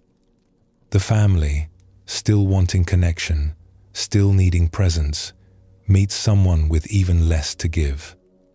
The disappointment grows. The distance widens. This is how exhaustion spreads. Work stress creates home stress. Home stress creates work stress. Each feeds the other, and the cycle spirals downward until something breaks. The Buddha taught that to end suffering, we must understand its causes. The cause of this cycle is not too much work or too many responsibilities. The cause is that we have forgotten how to set down the cup. Breaking the cycle requires something that may seem counterintuitive. It requires doing less, at least for brief moments, so that we can ultimately do more. It requires stopping, even when everything in us tells us to keep going. It requires the wisdom to recognize that rest is not the enemy of productivity, but its essential foundation. Consider what happens when we build small pauses into our day. Perhaps 10 minutes in the morning before the rush begins, sitting quietly with a cup of tea, letting the mind settle before the demands arrive. Perhaps a few minutes in the middle of the day, stepping away from the desk, closing the eyes, allowing the accumulated tension to release. These pauses cost us time, but they return far more than they take. The mind that has rested, even briefly, works more efficiently. The heart that has been given space to breathe has more warmth to offer. The body that has been allowed to release its tension moves through the day with greater ease. And when we arrive home, something is different. There is something left to give. The well is not completely dry. We can meet our loved ones with presence, with patience, with the kindness they deserve and that we want to offer. This changes everything. The evening becomes nourishing rather than draining. Connection happens. Love flows. And when we wake the next morning, we are not starting from deficit. We are starting from wholeness. There is a story of a parent who attended meditation classes in their community. These classes were held one evening each week, and they required leaving work, traveling across town, and sitting quietly for an hour before returning home. For this parent, already stretched thin by the demands of work and family, the weekly class felt like a burden, another obligation, another thing taking time away from everything else that needed to be done. On many evenings, the temptation to skip the class was strong. I am too tired, this parent would think. I have too much to do. The family needs me at home. I cannot spare the time. One such evening, after a particularly exhausting day, the parent announced to their child that they would not be going to the meditation class that week. The child looked up with concern. "But you must go," the child said. "I am too tired, little one. I need to stay home tonight." "No," the child insisted. "You must go." "Why?" the parent asked, puzzled by the child's persistence. The child's answer was simple and devastating in its honesty. Because you are much nicer when you come back. In that moment, the parent understood something important. The time spent in meditation was not a luxury. It was not selfish. It was not taking away from the family. It was giving to the family. The rest, the stillness, the brief setting down of all burdens, these were not indulgences. They were necessities. And the family could see the difference, even when the parent could not. From that day forward, the parent rarely missed a class. Not because meditation had become easy or convenient, but because the child's words had revealed a truth that could not be unseen. The pause was not optional. It was essential. When we rest, we give a gift not only to ourselves, but to everyone around us. The colleague who works with a rested co-worker receives patience instead of irritability. The child who comes home to a rested parent receives presence instead of distraction. The partner who shares an evening with someone who has paused to breathe receives love instead of exhaustion.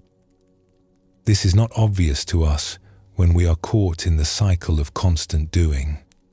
We think that by working harder, by never stopping, by sacrificing our rest, we are giving more to those who depend on us. We think that rest is selfish, that pausing is weakness, that setting down the cup means letting people down. The opposite is true. Our exhaustion is not a gift to anyone. Our depletion does not serve those we love. When we run ourselves empty, everyone suffers. There is a teaching attributed to the Buddha that speaks to this truth. He said that if we truly loved ourselves, we would never harm another, for we would understand that harming others harms ourselves. The reverse is also true. If we truly loved others, we would care for ourselves, for we would understand that our well-being is the foundation of all we have to offer. Rest is not separate from service. Rest is what makes service possible. Setting down the cup is not abandoning our responsibilities. It is ensuring that we can meet them with the presence and care they deserve. Consider the cup you are holding right now. Not a physical cup, but the weight of all you are carrying. The responsibilities, the responsibilities, the responsibilities, the responsibilities, the responsibilities, the worries, the endless tasks. How long have you been holding them? How heavy have they become? Now consider this. What would it feel like to set them down, even for a moment? You might fear that if you set them down, you will never pick them up again. You might worry that the world will fall apart without your constant holding. But the world is more resilient than you think, and you are more essential to it rested than exhausted. The Buddha taught that attachment causes suffering. We are attached not only to pleasant things but to our own busyness, our own sense of indispensability, our own identity as someone who never stops. Letting go of this attachment, even briefly, can feel very difficult. But it is also a small liberation. You do not have to change everything at once. You do not have to find hours of rest when you have only minutes. Simply begin where you are. Find one moment today when you can set down the cup. Take one breath that is not hurried. Allow yourself one pause that asks nothing of you except to be present. This is enough to begin. This is the seed from which a different life can grow. Let us pause here and practice what we have learned. Let your breath deepen, and when you are ready, gently, we will continue on together.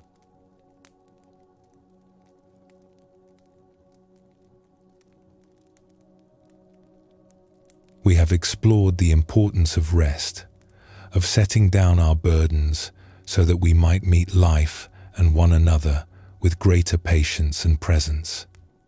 But even when we are rested, even when our hearts are full, there come times when we must speak difficult truths.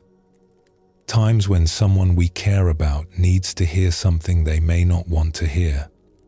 Times when silence would be a disservice to love. How do we speak such truths without causing unnecessary harm? How do we offer correction without closing hearts? How do we say what needs to be said in a way that can actually be received? The Buddha placed great emphasis on right speech, listing it as one of the essential elements of the path to liberation. He taught that our words should be true, but also that truth alone is not enough. Our words should also be kind. They should be timely. They should be spoken with a heart of goodwill. And they should be beneficial, offered not to harm but to help.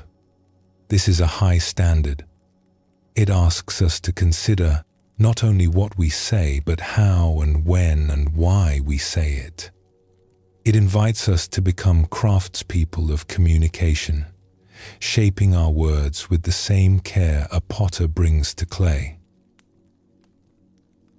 When someone criticizes us, what happens inside?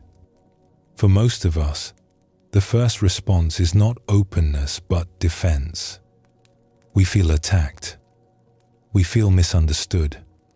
We feel the need to explain ourselves, to justify our actions, to push back against what feels like an assault on who we are. This is natural. This is human. We have soft places within us, tender spots that flinch when touched too roughly. And criticism, even when it is accurate, even when it is offered with love, can feel like a finger pressing directly on a bruise. So we build walls. We stop listening.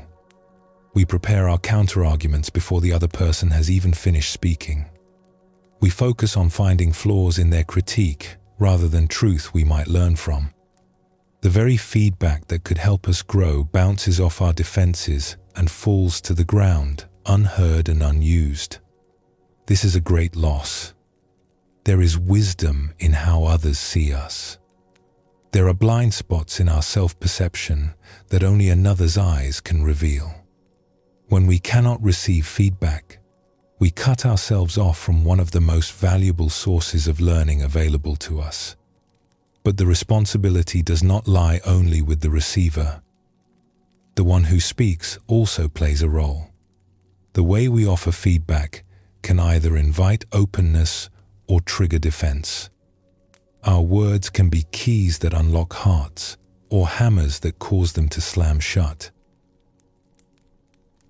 The Buddha offered guidance on when and how to speak difficult truths. He suggested that before speaking, we ask ourselves several questions. Is what I am about to say true? Is it kind? Is it necessary? Is this the right time? Will it be beneficial? If our words fail any of these tests, perhaps they should not be spoken, or not spoken yet, or not spoken in this way. But there is another layer to skillful speech, one that has to do with the texture and shape of our words. It is not enough to speak truth. We must wrap that truth in something that allows it to be received. We must create conditions where the listener can actually hear what we are saying, rather than simply defending against it. There is a simple technique that many wise teachers have discovered independently. It goes by different names in different traditions, but the essence is always the same. When you must offer difficult feedback, surround it with genuine appreciation. Begin with what is good. Speak first of what you value in this person, what they do well, what you admire and appreciate. Let them feel seen in their wholeness before you address the part that needs attention. Then, gently, offer the difficult truth. Say what needs to be said, clearly and kindly, without excessive softening that obscures your meaning, but also without harshness that triggers defense. And then return to appreciation. Close with more of what is good, more of what you value, more of what is working well. Let the last taste in their mouth be sweetness, not bitterness. This approach works because it addresses the fundamental fear that criticism awakens in us.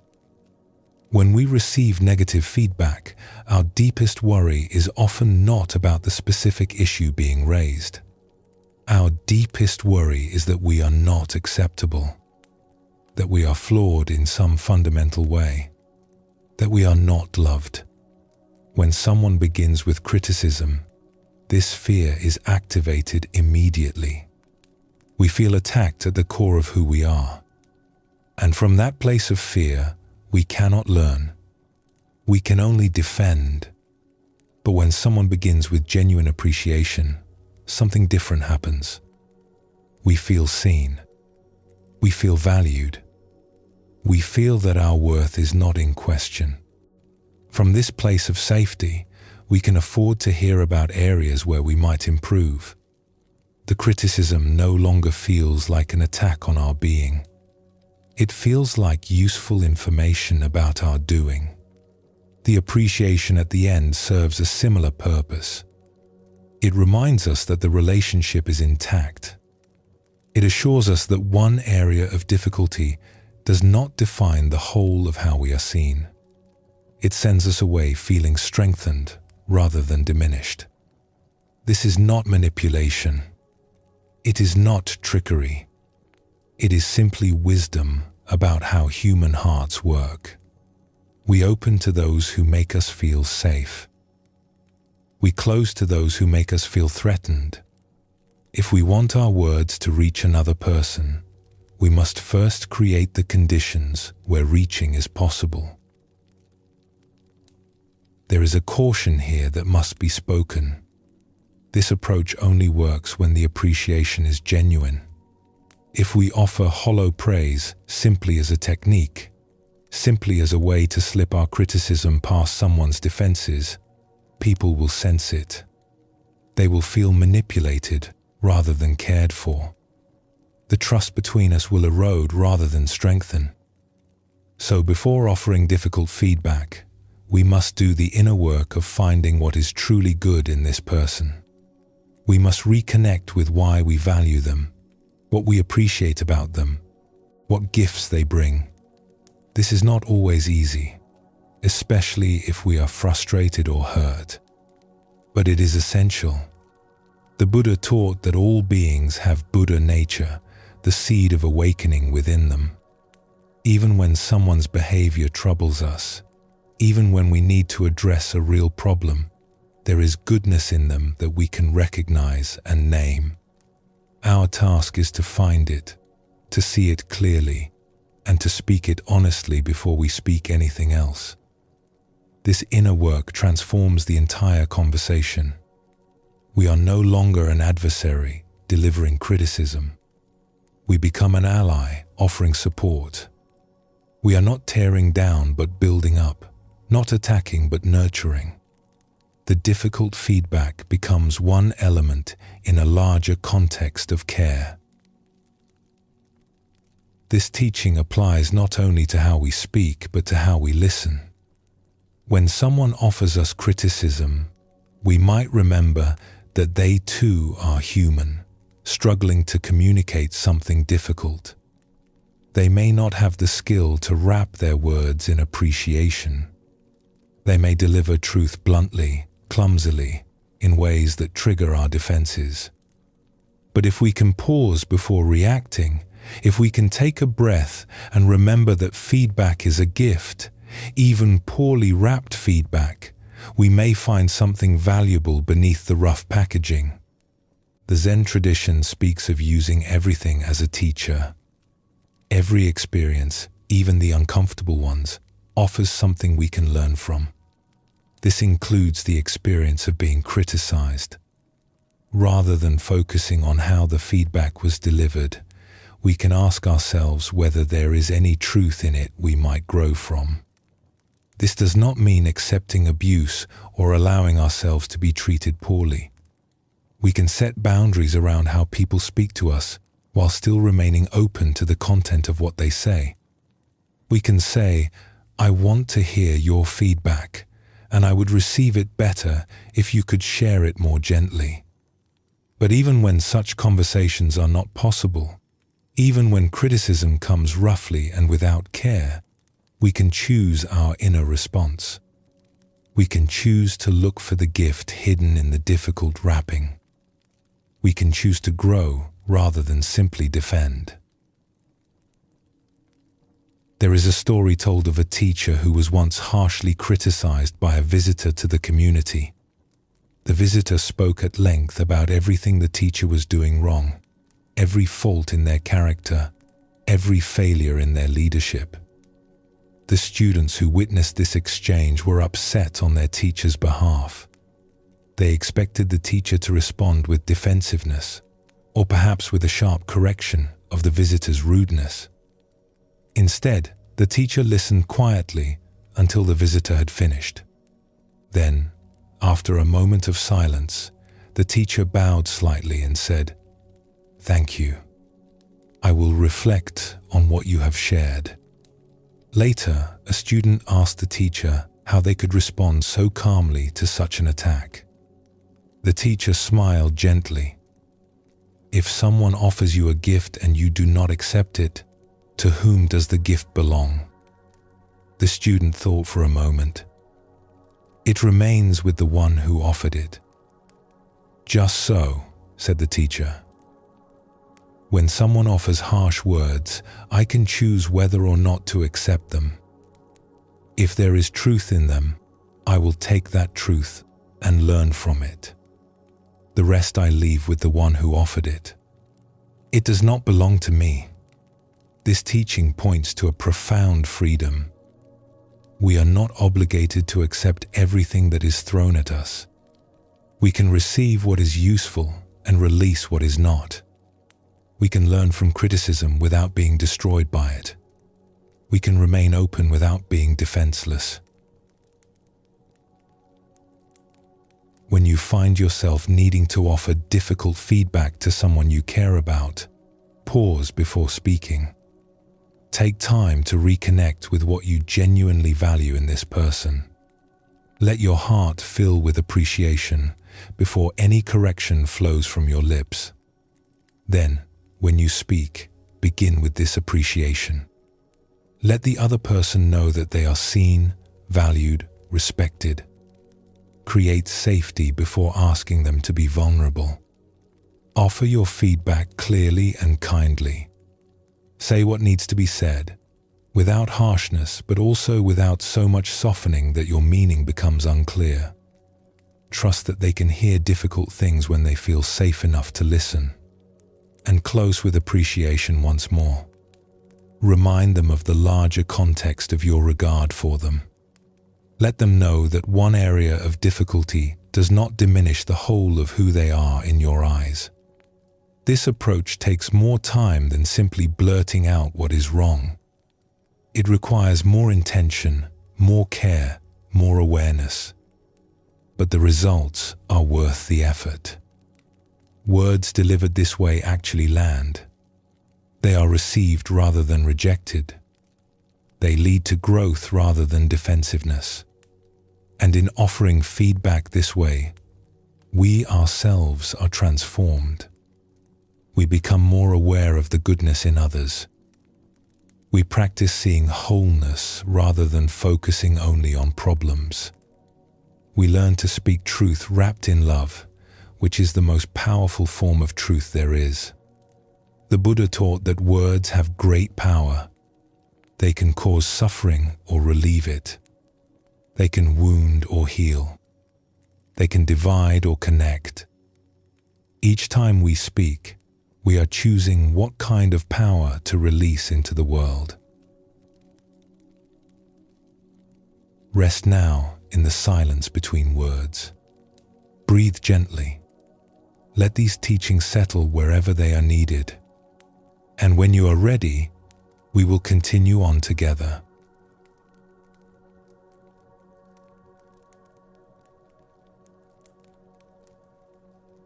We have journeyed together through many teachings. We have learned to welcome difficulty rather than fight it.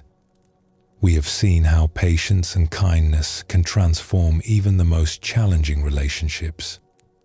We have explored the wisdom of rest and the art of speaking truth with care. But there is one relationship we have not yet fully addressed. One person whose difficulty affects us more than any other. One companion from whom we can never escape, no matter how far we travel or how completely we change our circumstances. That person is ourselves. The Buddha taught that we should be our own refuge, our own island in the midst of the flood. But how can we take refuge in someone we have not made peace with? How can we find shelter in a relationship marked by criticism, disappointment, and endless demands for improvement? Now we turn inward.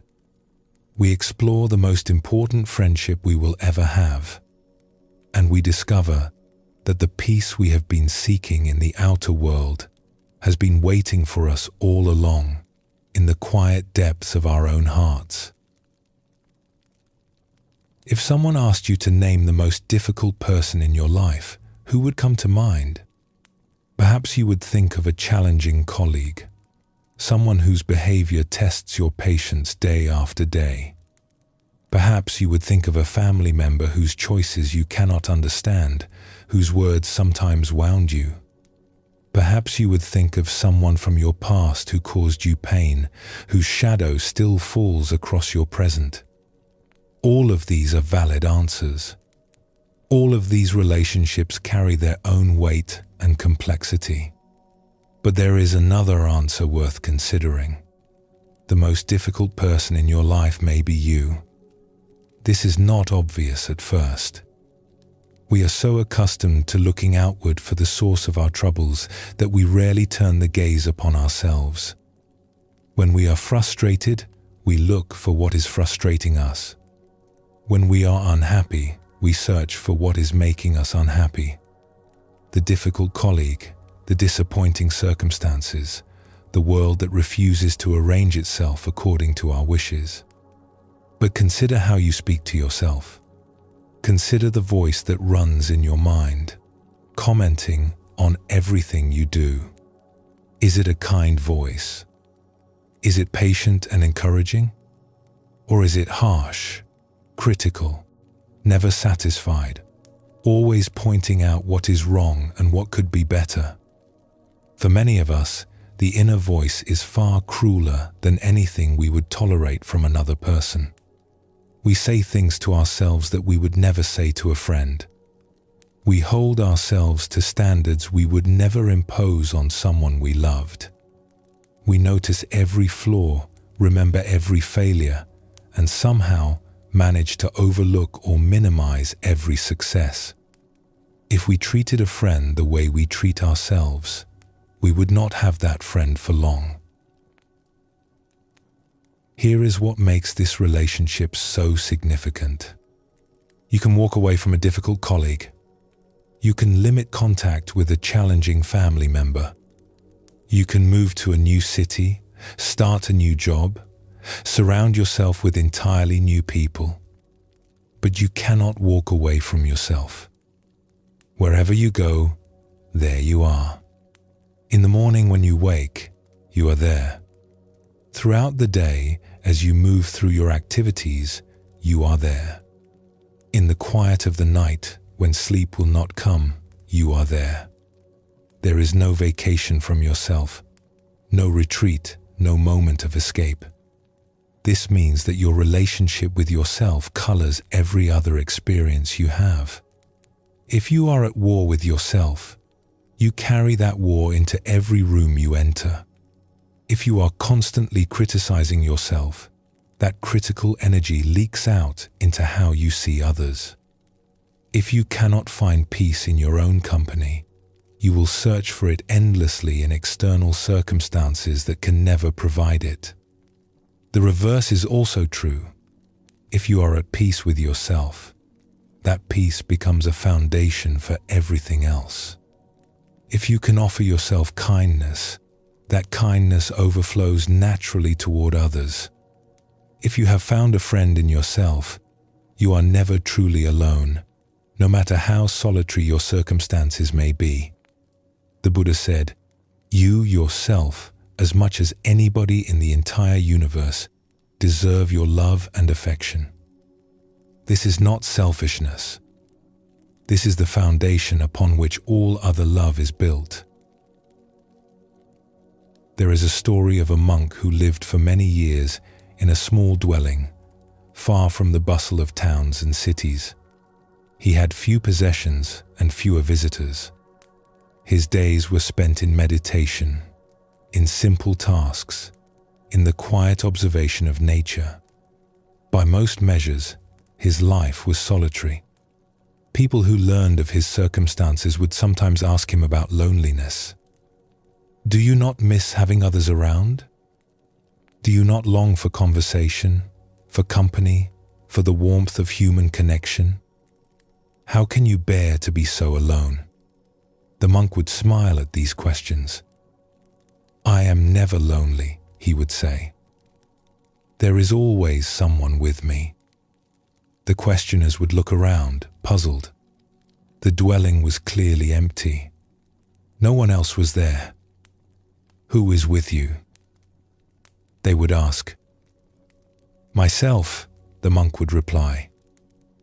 "I am always in the company of myself, and I have found that I am rather good company once I got to know me." This was not a joke, though it often made people laugh. It was a profound truth, earned through years of inner work. The monk had made peace with himself.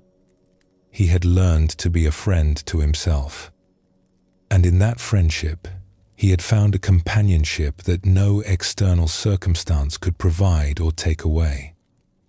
"You see," he explained, "loneliness is not about being alone. It is about being with someone you do not like." Many people feel lonely in crowded rooms, surrounded by others, because they have not yet learned to enjoy their own company. And some people feel perfectly content in solitude, because wherever they go, they are with a dear friend. Why do so many of us find ourselves difficult to live with? What creates this inner war that disturbs our peace and spills out into our relationships with others? Often, it begins with the belief that we should be other than we are. We carry images of who we think we should be, the better version of ourselves that would finally be acceptable, the improved model that would finally deserve love. We compare our actual selves to these imagined ideals, and we find ourselves wanting, always wanting. We should be more patient. We should be more successful. We should be further along than we are. We should have figured this out by now. We should not still be struggling with the same old patterns that have dogged us for years. This word, should, is a small word that carries enormous weight. Every should is a rejection of what is. Every should is a statement that reality is not acceptable, that we are not acceptable, that something fundamental must change before we can be at peace. But here is a liberating truth, one that the Buddha pointed toward again and again. You are already whole. You are already complete. You are already enough. Not the future you who has solved all your problems. Not the imagined you who has overcome all your flaws. The you that exists right now, in this moment, with all your imperfections and struggles and unfinished edges. This does not mean there is no room for growth. It does not mean we should abandon all aspiration. But it means that growth happens best from a foundation of acceptance, not rejection. We can work to become more skillful, more kind, more wise, without first requiring ourselves to be unacceptable as we are. How do we become friends with ourselves? We begin by noticing. Simply noticing, without trying to change anything, how we habitually treat ourselves. What do we say to ourselves when we make a mistake? What tone do we use? What words? If we could hear these inner conversations played back to us, how would they sound? This noticing, done with gentleness rather than judgment, is itself a radical act. Most of us have never really listened to the inner voice. It runs constantly in the background, shaping our experience, and we take it for granted like the hum of an appliance. Bringing it into awareness is the first step toward change. Then we can begin to question. Is this voice telling the truth? Are we really as flawed as it claims? And even if there is some truth in its criticisms, is this harsh tone the most effective way to inspire growth? Would we speak this way to someone we loved? Would it help them to hear these words? Usually, the answer is no. Harshness does not inspire growth. It inspires shame, withdrawal, defensiveness. The inner critic, despite its apparent intention to help us improve, often keeps us stuck. We become so busy defending against its attacks that we have no energy left for actual change. What would help is kindness. The same kindness we have been learning to offer difficult people, we must learn to offer ourselves. When we stumble, a gentle word. When we fail, understanding rather than condemnation. When we notice our flaws, compassion for the human being who is doing their best in a complicated world. The Buddha taught loving kindness meditation, in which we deliberately cultivate feelings of warmth and goodwill. Traditionally, this practice begins with ourselves. May I be happy. May I be peaceful. May I be free from suffering. These are not selfish wishes. They are the foundation upon which all other love is built. There is another teaching that emerges from this exploration. When we have not made peace with ourselves, we see our inner conflicts reflected everywhere we look. Have you ever noticed that the qualities that bother us most in others are often qualities we struggle with in ourselves? The person whose self-centeredness irritates us may be showing us something about our own self-centeredness that we have not fully accepted. The person whose anxiety annoys us may be mirroring an anxiety we have not made peace with in our own heart. This is not always true. Sometimes people genuinely have qualities that are harmful and need to be addressed. But it is worth asking, when we feel strongly reactive to someone else's behavior, whether part of that reaction might be recognition, whether we might be seeing, in them, something we have rejected in ourselves. The ancient teachers called this projection. We project onto others the parts of ourselves we cannot accept. And then we fight those parts, out there in the world, rather than making peace with them, in here, in our own hearts. When we heal the inner relationship, something remarkable happens. The outer world becomes less difficult, not because people have changed, but because we have changed. The things that once triggered us lose their charge. The behaviors that once seemed intolerable become merely human. We recognize our shared struggles, our shared imperfections, and we find we have more patience for others because we have more patience for ourselves. This is why the inner work matters so much. It is not self-indulgence. It is the foundation of peace with all beings. There is an insight that comes to those who persist in this inner work. It is simple, but its simplicity contains a revolution. The insight is this: I am okay. Not perfect. Not finished. not without room for growth, but fundamentally, essentially, at the core, okay, acceptable, worthy of love, not because of what we have achieved or become, but simply because we are. This insight cannot be given by another person. We can be told 1,000 times that we are okay, and it will not penetrate the armor of our self-rejection. The insight must arise from within, from our own direct seeing, from a moment when the clouds part and we glimpse the simple truth of our own worthiness. The Buddha taught that all beings have Buddha nature, the seed of awakening within them. This includes you. Whatever you have done, whatever you have failed to do, whatever flaws you carry and struggles you face, the seed of awakening is within you. You are not separate from the goodness that pervades all things.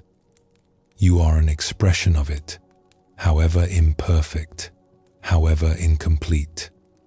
When this insight lands, when it moves from concept to lived experience, everything changes. The war ends. The critic falls silent, or at least grows quieter. And in the space that opens, something new becomes possible. Peace, rest, the simple enjoyment of being alive in this body, with this mind, exactly as we are. We return now to the monk in his quiet dwelling, content in his own company, never lonely despite his solitude. His secret was not that he had perfected himself. He still had flaws. He still made mistakes. He still had days when his mind was restless and his heart was heavy. He was not a finished product, polished and complete. His secret was that he had stopped requiring himself to be perfect before he could be accepted. He had stopped waiting for some future self to arrive before he could be at peace. He had made friends with the self that actually existed in all its imperfection, and in that friendship, he had found everything he needed. This is available to all of us, not through some special achievement or spiritual attainment, but through a simple shift in how we relate to ourselves. The friend we have been seeking has been here all along. The peace we have been chasing has been waiting in our own hearts. We need only stop running and turn to face what has always been with us. You are your own constant companion. You might as well be a kind one. You might as well be a friend. In the days ahead, notice how you speak to yourself. Notice the tone, the words, the feeling behind the inner voice. And when you catch yourself being harsh, pause. Take a breath and ask, is this how I would speak to someone I loved? If not, you might try a different approach. Offer yourself the same understanding you would offer a dear friend who was struggling. Speak to yourself with patience, with kindness, with the recognition that you are doing your best in a world that is not always easy. When you make a mistake, instead of condemnation, try curiosity. What can I learn from this? What was I needing that I tried to meet in an unskillful way? How might I do it differently next time? And in the quiet moments, try offering yourself the words of loving kindness. May I be happy. May I be peaceful. May I be free from suffering. May I live with ease. These are not magic words. They will not instantly transform your relationship with yourself. But spoken regularly, with sincerity, they begin to soften the heart. They begin to build the friendship that will sustain you through all of life's difficulties. You deserve this kindness. Not because you have earned it, not because you are perfect, but simply because you are. Simply because you are a living being, doing your best, worthy of love, like every other being in this vast and mysterious universe. Rest now in your own presence. Breathe gently, and when you are ready, we will continue on together toward the final teaching.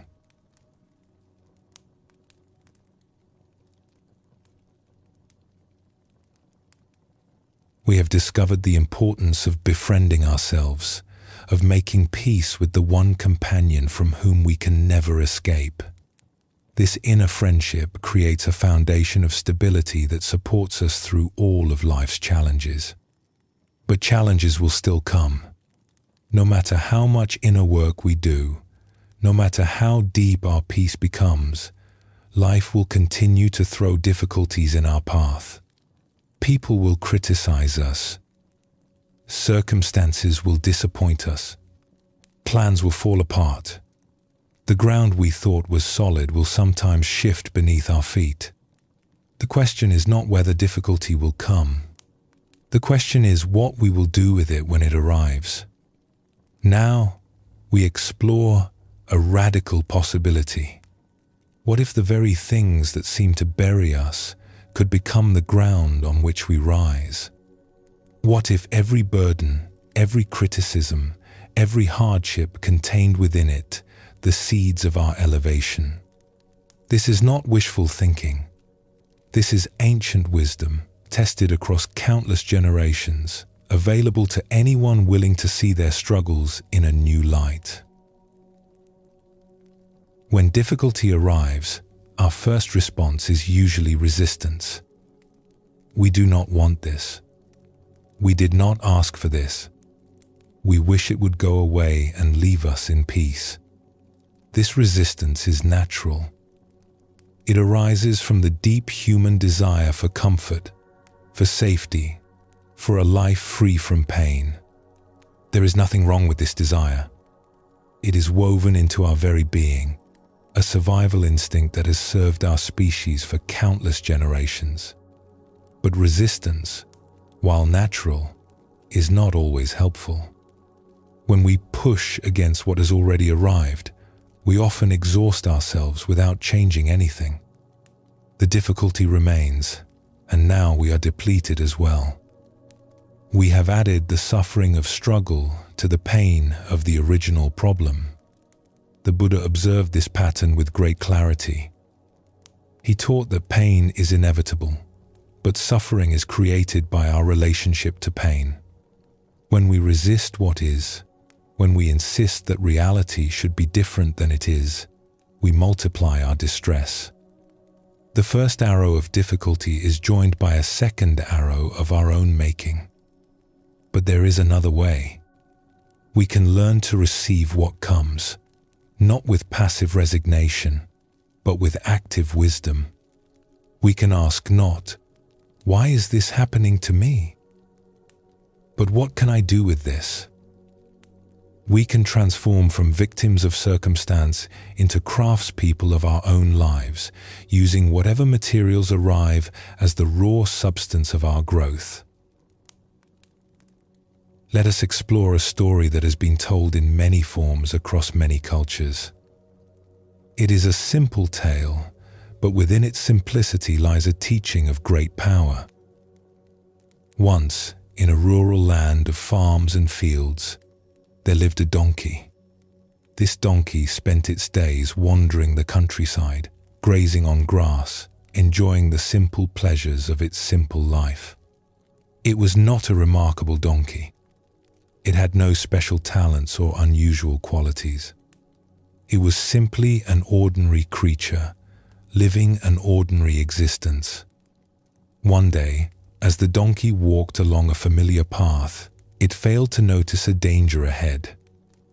An old well, long abandoned and partially hidden by overgrown grass, lay directly in its path. Before the donkey could react, the ground gave way beneath its hooves, and it tumbled down into the darkness. The fall was frightening, but the donkey survived. The well was dry, so there was no danger of drowning. And while the landing was hard, no bones were broken. The donkey stood in the dim light at the bottom of the well, shaken but alive. But survival was only the beginning of its problems. The walls of the well were smooth and steep. There was no way to climb out. The donkey was trapped. It began to call for help. The sound of a donkey in distress is not a pleasant sound, but it is a loud one. The donkey cried out again and again, hoping that someone would hear, that someone would come to rescue it from this dark prison. Eventually, someone did hear. A farmer who owned the land came to investigate the noise. But by the time he arrived, the donkey had grown quiet, exhausted from calling out for so long. The farmer peered down into the shadowy well, but in the dim light, he could not see clearly to the bottom. The farmer had long worried about this old well. It was dangerous, he thought. Someone might fall in.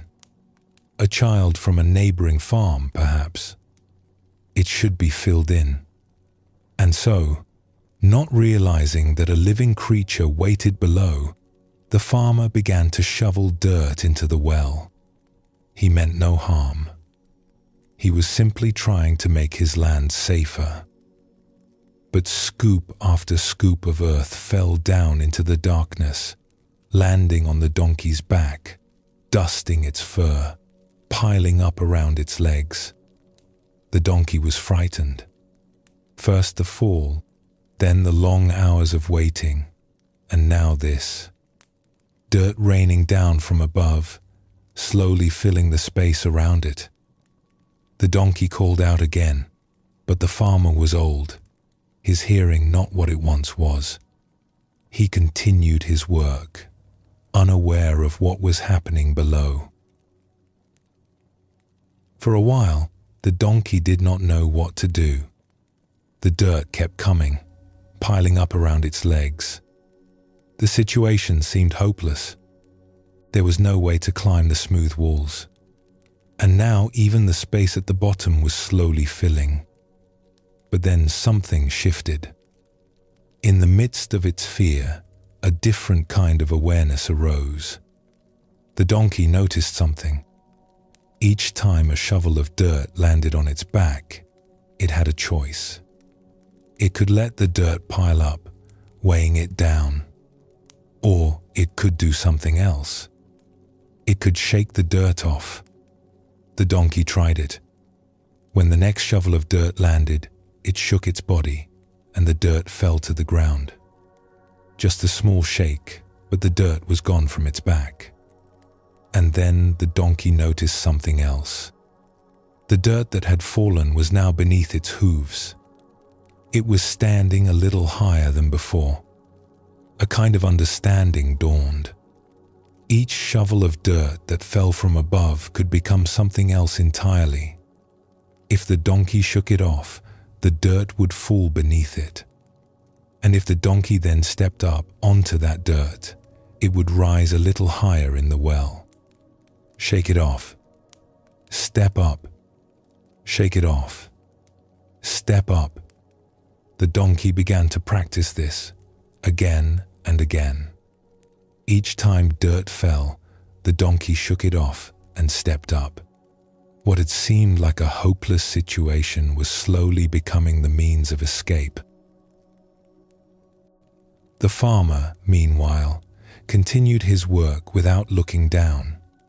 The well was deep, and he assumed it would take many loads of earth to fill.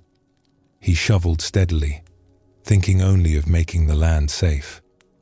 He did not notice when a pair of ears appeared at the top of the well. He did not notice when a head followed, then a neck, then shoulders.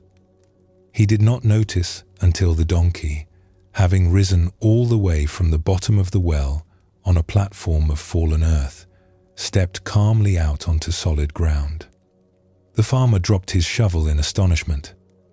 The donkey stood before him, covered in dust, but very much alive. For a long moment, they simply looked at each other. Then the farmer began to laugh, a gentle laugh of wonder and relief. He had not known. He had not meant any harm. And somehow, against all odds, the creature had found its way out. He brought the donkey water and brushed the dust from its coat. And when the donkey eventually wandered off, continuing on its way, the farmer watched it go with a newfound respect for the quiet wisdom that can arise in the most unlikely of beings. This story carries a teaching that applies far beyond the situation of a donkey in a well. Throughout our lives, people will throw dirt on us. We have a choice in how we respond. We can let the dirt pile up. We can accept each criticism as proof of our worthlessness. We can allow each dismissal to push us down further, each cruelty to bury us more deeply.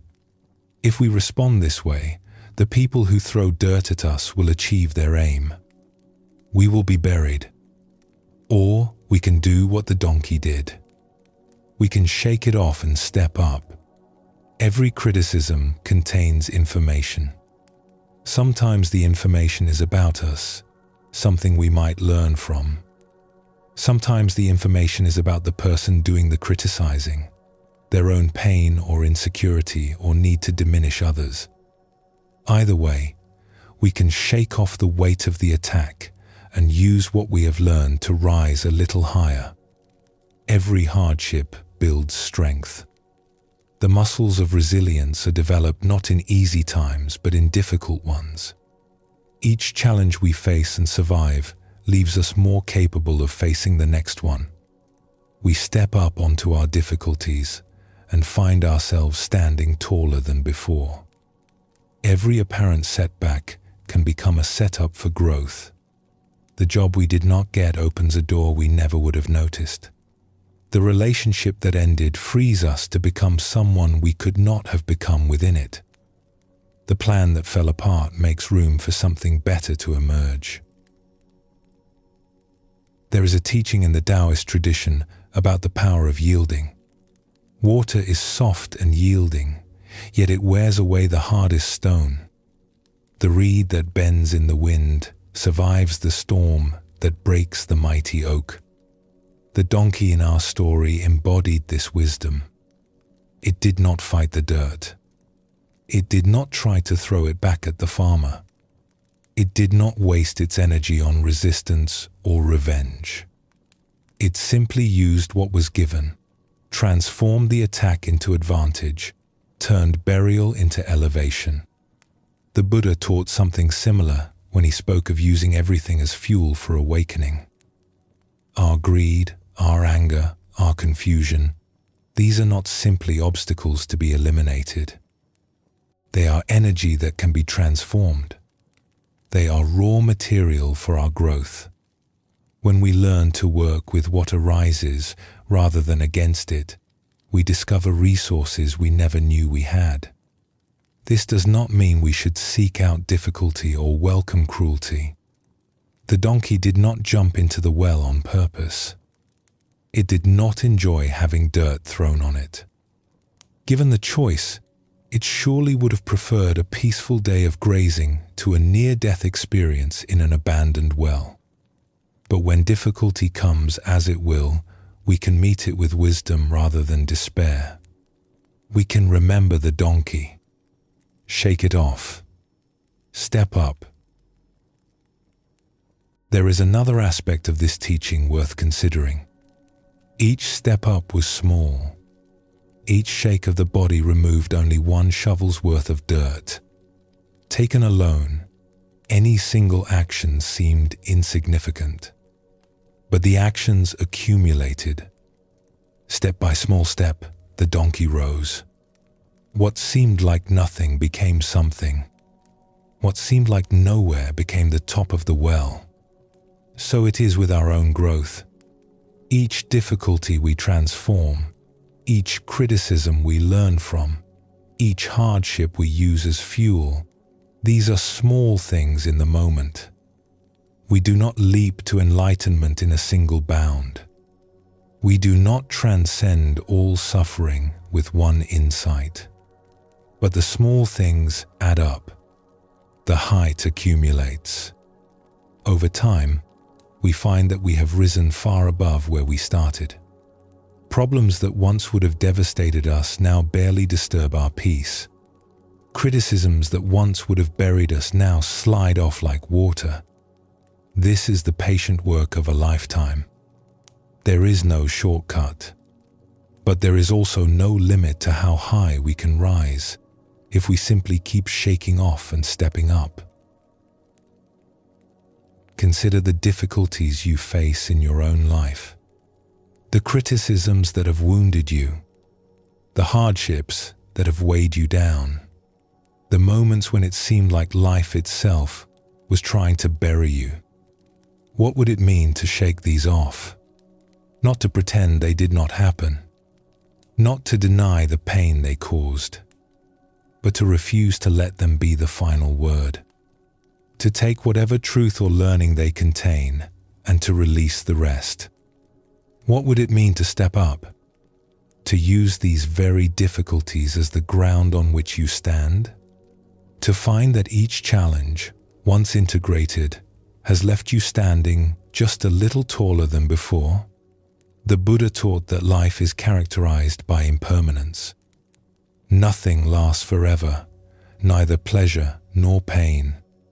The dirt being thrown on you now will not be thrown forever. The well you find yourself in is not your permanent home. But more than this, the Buddha taught that we have agency. We are not merely victims of circumstance, passively receiving whatever life throws at us. We can choose how we respond. We can choose what we do with what we are given. We can choose, in every moment, whether to be buried or to rise. In the days and weeks ahead, when difficulty comes, remember the donkey. When someone criticizes you unfairly, shake it off and step up. Ask yourself what, if anything, you can learn from the criticism. Take that learning and release the rest. Stand a little taller for having survived. When circumstances turn against you, shake it off and step up. Ask yourself how this apparent setback might become a setup for something new. Look for the door that opens when another door closes. Trust that height can be built from any material, even the dirt of disappointment. When life throws so much at you that you feel you might be buried, remember the donkey's patience. Remember that each small shake, each small step, accumulates into something larger. Remember that you have survived every difficulty you have ever faced, and you are still here, still standing, still capable of rising. The well is not your home. The dirt is not your destiny.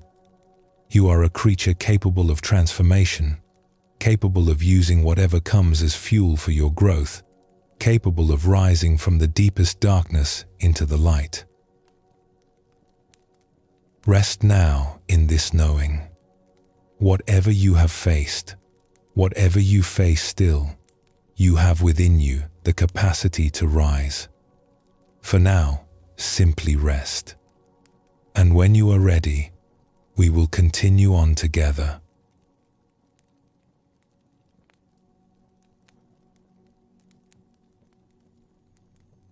We have learned to rise from the wells we fall into, to transform the dirt that is thrown upon us into the ground on which we stand.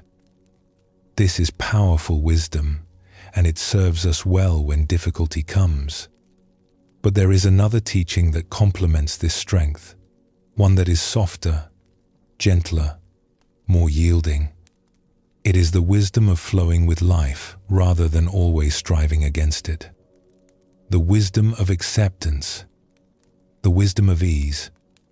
Sometimes the greatest peace comes not from overcoming our circumstances, but from releasing our struggle with them entirely. Not from climbing higher, but from resting where we are. Not from transforming what happens to us, but from transforming how we hold it. Now, we explore the gentle art of letting life be as it is.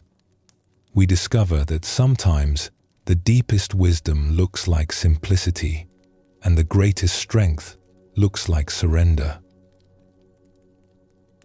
Imagine a river flowing through a landscape. The water moves steadily, continuously, following the contours of the land. When it meets a rock, it does not stop to argue. It does not demand that the rock move out of its way. It does not exhaust itself, pushing against the obstacle. Instead, the water simply flows around the rock. It finds another path, adapts to what is there, continues on its journey. The rock remains, but the water is not troubled. It accepts the rock as part of the landscape and keeps moving. There is profound wisdom in this image. How much of our suffering comes from arguing with rocks? How much energy do we spend insisting that life should be other than it is, that obstacles should not exist, that the landscape should rearrange itself according to our preferences? The Tao Te Ching, that ancient book of wisdom, speaks often of water. It says that nothing in the world is softer or weaker than water, yet nothing is better at overcoming the hard and strong. This is because water does not compete. It does not fight. It simply flows. We too can learn to flow, not by becoming passive or indifferent, but by releasing our tight grip on how things should be, by accepting what is, even as we work gently toward what might be, by trusting that the river knows its way to the sea, even when we cannot see the path from where we stand. There is a story that has been told in many lands, in many versions. It concerns a farmer, a horse, and the mysterious nature of fortune. Once there lived an old farmer who had worked his fields for many years. He lived a simple life with his son, and they had one horse that helped them with the heavy work of the farm. One day, the horse ran away. It escaped through a gap in the fence and disappeared into the hills. The farmer's neighbors came to offer their sympathy. "What terrible luck," they said. "Your only horse gone. How will you manage? This is such a misfortune." The old farmer listened calmly. When they finished, he simply said, "Perhaps. We shall see." A few days later, the horse returned. And it did not return alone. It brought with it 2 wild horses from the hills, beautiful, strong creatures that had followed it home. The neighbors came again, this time to celebrate. "What wonderful luck," they exclaimed. "Now you have 3 horses instead of 1. You are truly blessed. What a fortune." The old farmer nodded quietly. "Perhaps," he said. "We shall see."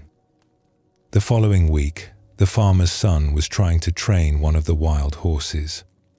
The horse threw him, and the young man broke his leg badly. He would be unable to work for many months. The neighbors returned with long faces. "What terrible luck," they said. "Your son, injured. And just before the busy season. How will you harvest your crops? This is a disaster." The old farmer tended to his son with gentle care. To the neighbors, he said only, "Perhaps. We shall see." A month later, the army came through the village. War had broken out, and they were taking all the young men to fight. It was dangerous duty, and many would not return. But when they came to the old farmer's house and saw the son with his broken leg, they passed him by. He could not march, could not fight, could not serve. He was left behind. The neighbors gathered once more. "What wonderful luck," they began to say. But by now, Some of them were beginning to understand. They looked at the old farmer, waiting. He smiled gently. "Perhaps," he said, "we shall see." This story points to something important about the nature of our judgments. We are so quick to label events as good or bad, fortunate or unfortunate, lucky or unlucky. We are so certain that we know what is best for us, what will lead to happiness, what will cause suffering. But do we really know? The farmer in the story was not indifferent to what happened. He cared for his horse when it returned. He tended to his son when he was injured. He felt relief when the army passed by. He was fully human, fully engaged with life. But he held his judgments lightly. He knew that he could not see the whole picture. He knew that what looked like misfortune might contain hidden blessings, and what looked like blessing might bring unforeseen difficulties. He knew that life is more complex and mysterious than our simple categories of good and bad can capture. The Buddha taught that much of our suffering comes from attachment, not only to things and people, but to our ideas about how life should unfold. We create stories about what we need to be happy. We build expectations about how events should proceed. And when reality fails to match our stories, we suffer. But what if we held our stories more loosely? What if we admitted that we do not know, cannot know, what is truly best? What if we met each moment with the farmer's gentle wisdom? Perhaps we shall see. This is not passivity. It is not resignation. It is a kind of freedom. Freedom from the exhausting work of constantly judging, constantly measuring life against our expectations, constantly being disappointed when reality refuses to cooperate with our plans. We live in a world that values certainty.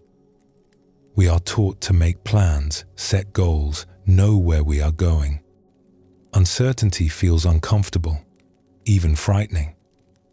We want to know what will happen, how things will turn out, whether we will be okay. But certainty is largely an illusion. We do not know what tomorrow will bring. We cannot predict how our choices will unfold over years and decades. The future is hidden from us, no matter how carefully we plan or how confidently we predict. The wise ones throughout history have recognized this. Rather than fighting against uncertainty, they have learned to embrace it. They have discovered that there is peace in not knowing. There is rest in releasing the need to control what cannot be controlled. There is a teaching in the Zen tradition called beginner's mind. It refers to approaching each moment with openness and curiosity, without the burden of assumptions about how things should be. In the beginner's mind, there are many possibilities. In the expert's mind, there are few. When we admit that we do not know what is best, something relaxes within us. We stop exhausting ourselves trying to figure everything out. We stop tensing against the uncertainty of life. We begin to trust that things will unfold as they unfold, and that we will meet each moment as it comes. This trust is not naive. It does not ignore real dangers or real difficulties, but it recognizes that worry does not protect us from the future. It only steals our peace in the present. Acceptance is perhaps the most misunderstood of all spiritual teachings. When we hear the word, we often think it means giving up, resigning ourselves to things we do not like, becoming passive in the face of injustice or suffering. But true acceptance is something quite different. It is the recognition of what is. It is the willingness to start from where we actually are, rather than from where we wish we were. It is the foundation from which all wise action flows. Consider the difference between these two responses to difficulty. In the first, we spend our energy resisting what has already happened. We argue with reality, insist that things should be different, exhaust ourselves in struggle against the unchangeable past. By the time we turn to address the actual situation, we are depleted and frustrated. In the second response, we accept what has happened. Not with joy, necessarily. Not with approval, but with clear-eyed acknowledgement that this is what is. From this place of acceptance, we can see more clearly what might be done. Our energy is available for action rather than consumed by resistance. The Buddha spoke of this when he taught about the nature of suffering. He did not say that we should never feel pain or that we should pretend difficulties do not exist. He said that suffering arises when we cling, when we resist, when we insist that impermanent things should be permanent and that uncontrollable things should be within our control. Acceptance releases this clinging. It lets go of the argument with reality. And in that letting go, we find a peace that no circumstance can disturb. When we stop fighting life, something unexpected happens. We become lighter. The heaviness we carry is often not the weight of our actual circumstances, but the weight of our resistance to them. We drag behind us the burden of how things should have been. We carry on our shoulders the load of how things must become. We stagger under the pressure of our own expectations. But when we accept what is, these burdens fall away. We are left with only this moment, this breath, this simple experience of being alive. And this, it turns out, is not so heavy after all. There is a great freedom in this lightness. We can laugh at our own mistakes instead of being crushed by them. We can meet difficulties with curiosity instead of dread. We can hold our preferences lightly, enjoying when things go our way and adapting when they do not. This does not mean we stop caring. The farmer in our story cared deeply for his son, his horse, his land.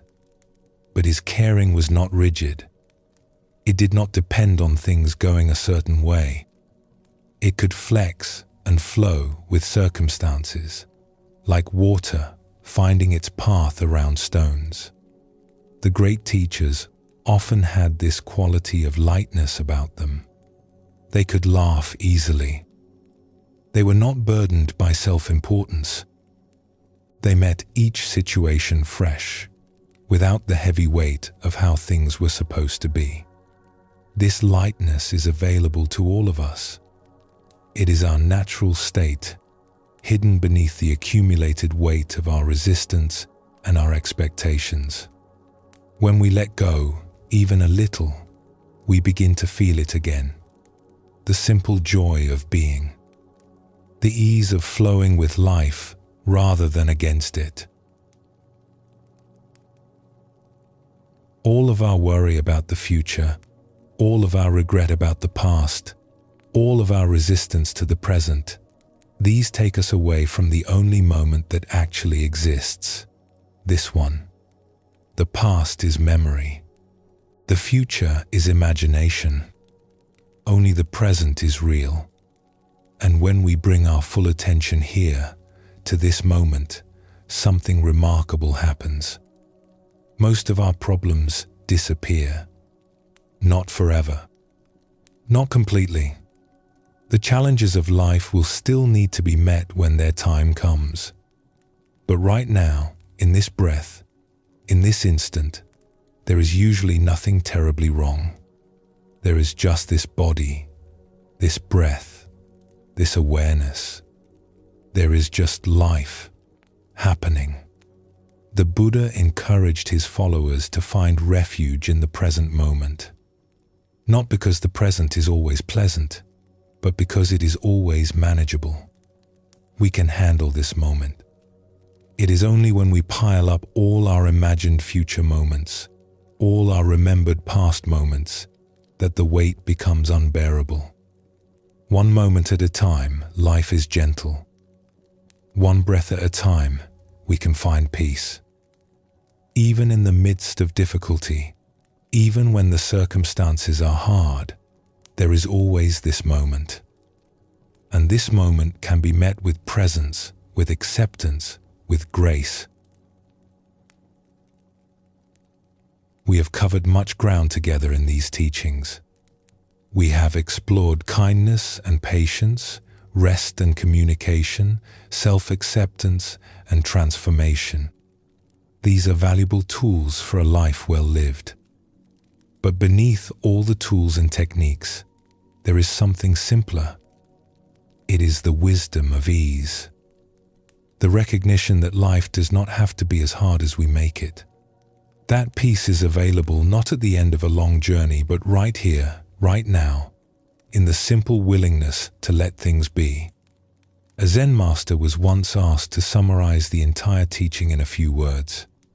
He said simply, "Not always so. Not always so." Whatever we believe, whatever we fear, whatever we are certain about, it is not always so. Life is more fluid, more changeable, more full of possibility than our fixed ideas can capture. When we remember this, when we hold everything with a light touch, we find ease. Another master, asked the same question, replied, "Attention. Attention. Attention. Just this. Just paying attention to what is actually here. Not to our stories about what is here. Not to our judgments or fears or hopes. Just to this moment, this breath, this experience. When we pay attention this way, life becomes simple, beautiful, enough. In the hours and days ahead, notice when you are fighting with life. Notice when you are insisting that things should be different, that circumstances should change, that people should behave other than they do. And in those moments, see if you can soften. Not to give up on what matters to you, but to release the tight grip of resistance.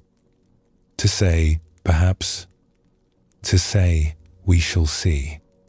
To find the flow that moves around obstacles rather than crashing against them. When uncertainty arises, when you do not know how things will turn out, see if you can rest in that not knowing.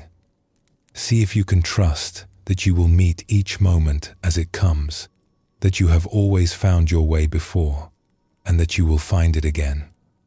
And when you notice the heaviness of your own expectations, your own demands on life, see if you can set them down. See if you can return to the simplicity of this moment, this breath, this gentle experience of being alive. Life is flowing. It has always been flowing. It will continue to flow long after our small concerns have been forgotten. We can fight the current, or we can trust it. We can struggle, or we can rest. We can grip tightly, or we can open our hands and let the water carry us home. Rest now in the flow of this moment, and when you are ready, we will come gently to a close.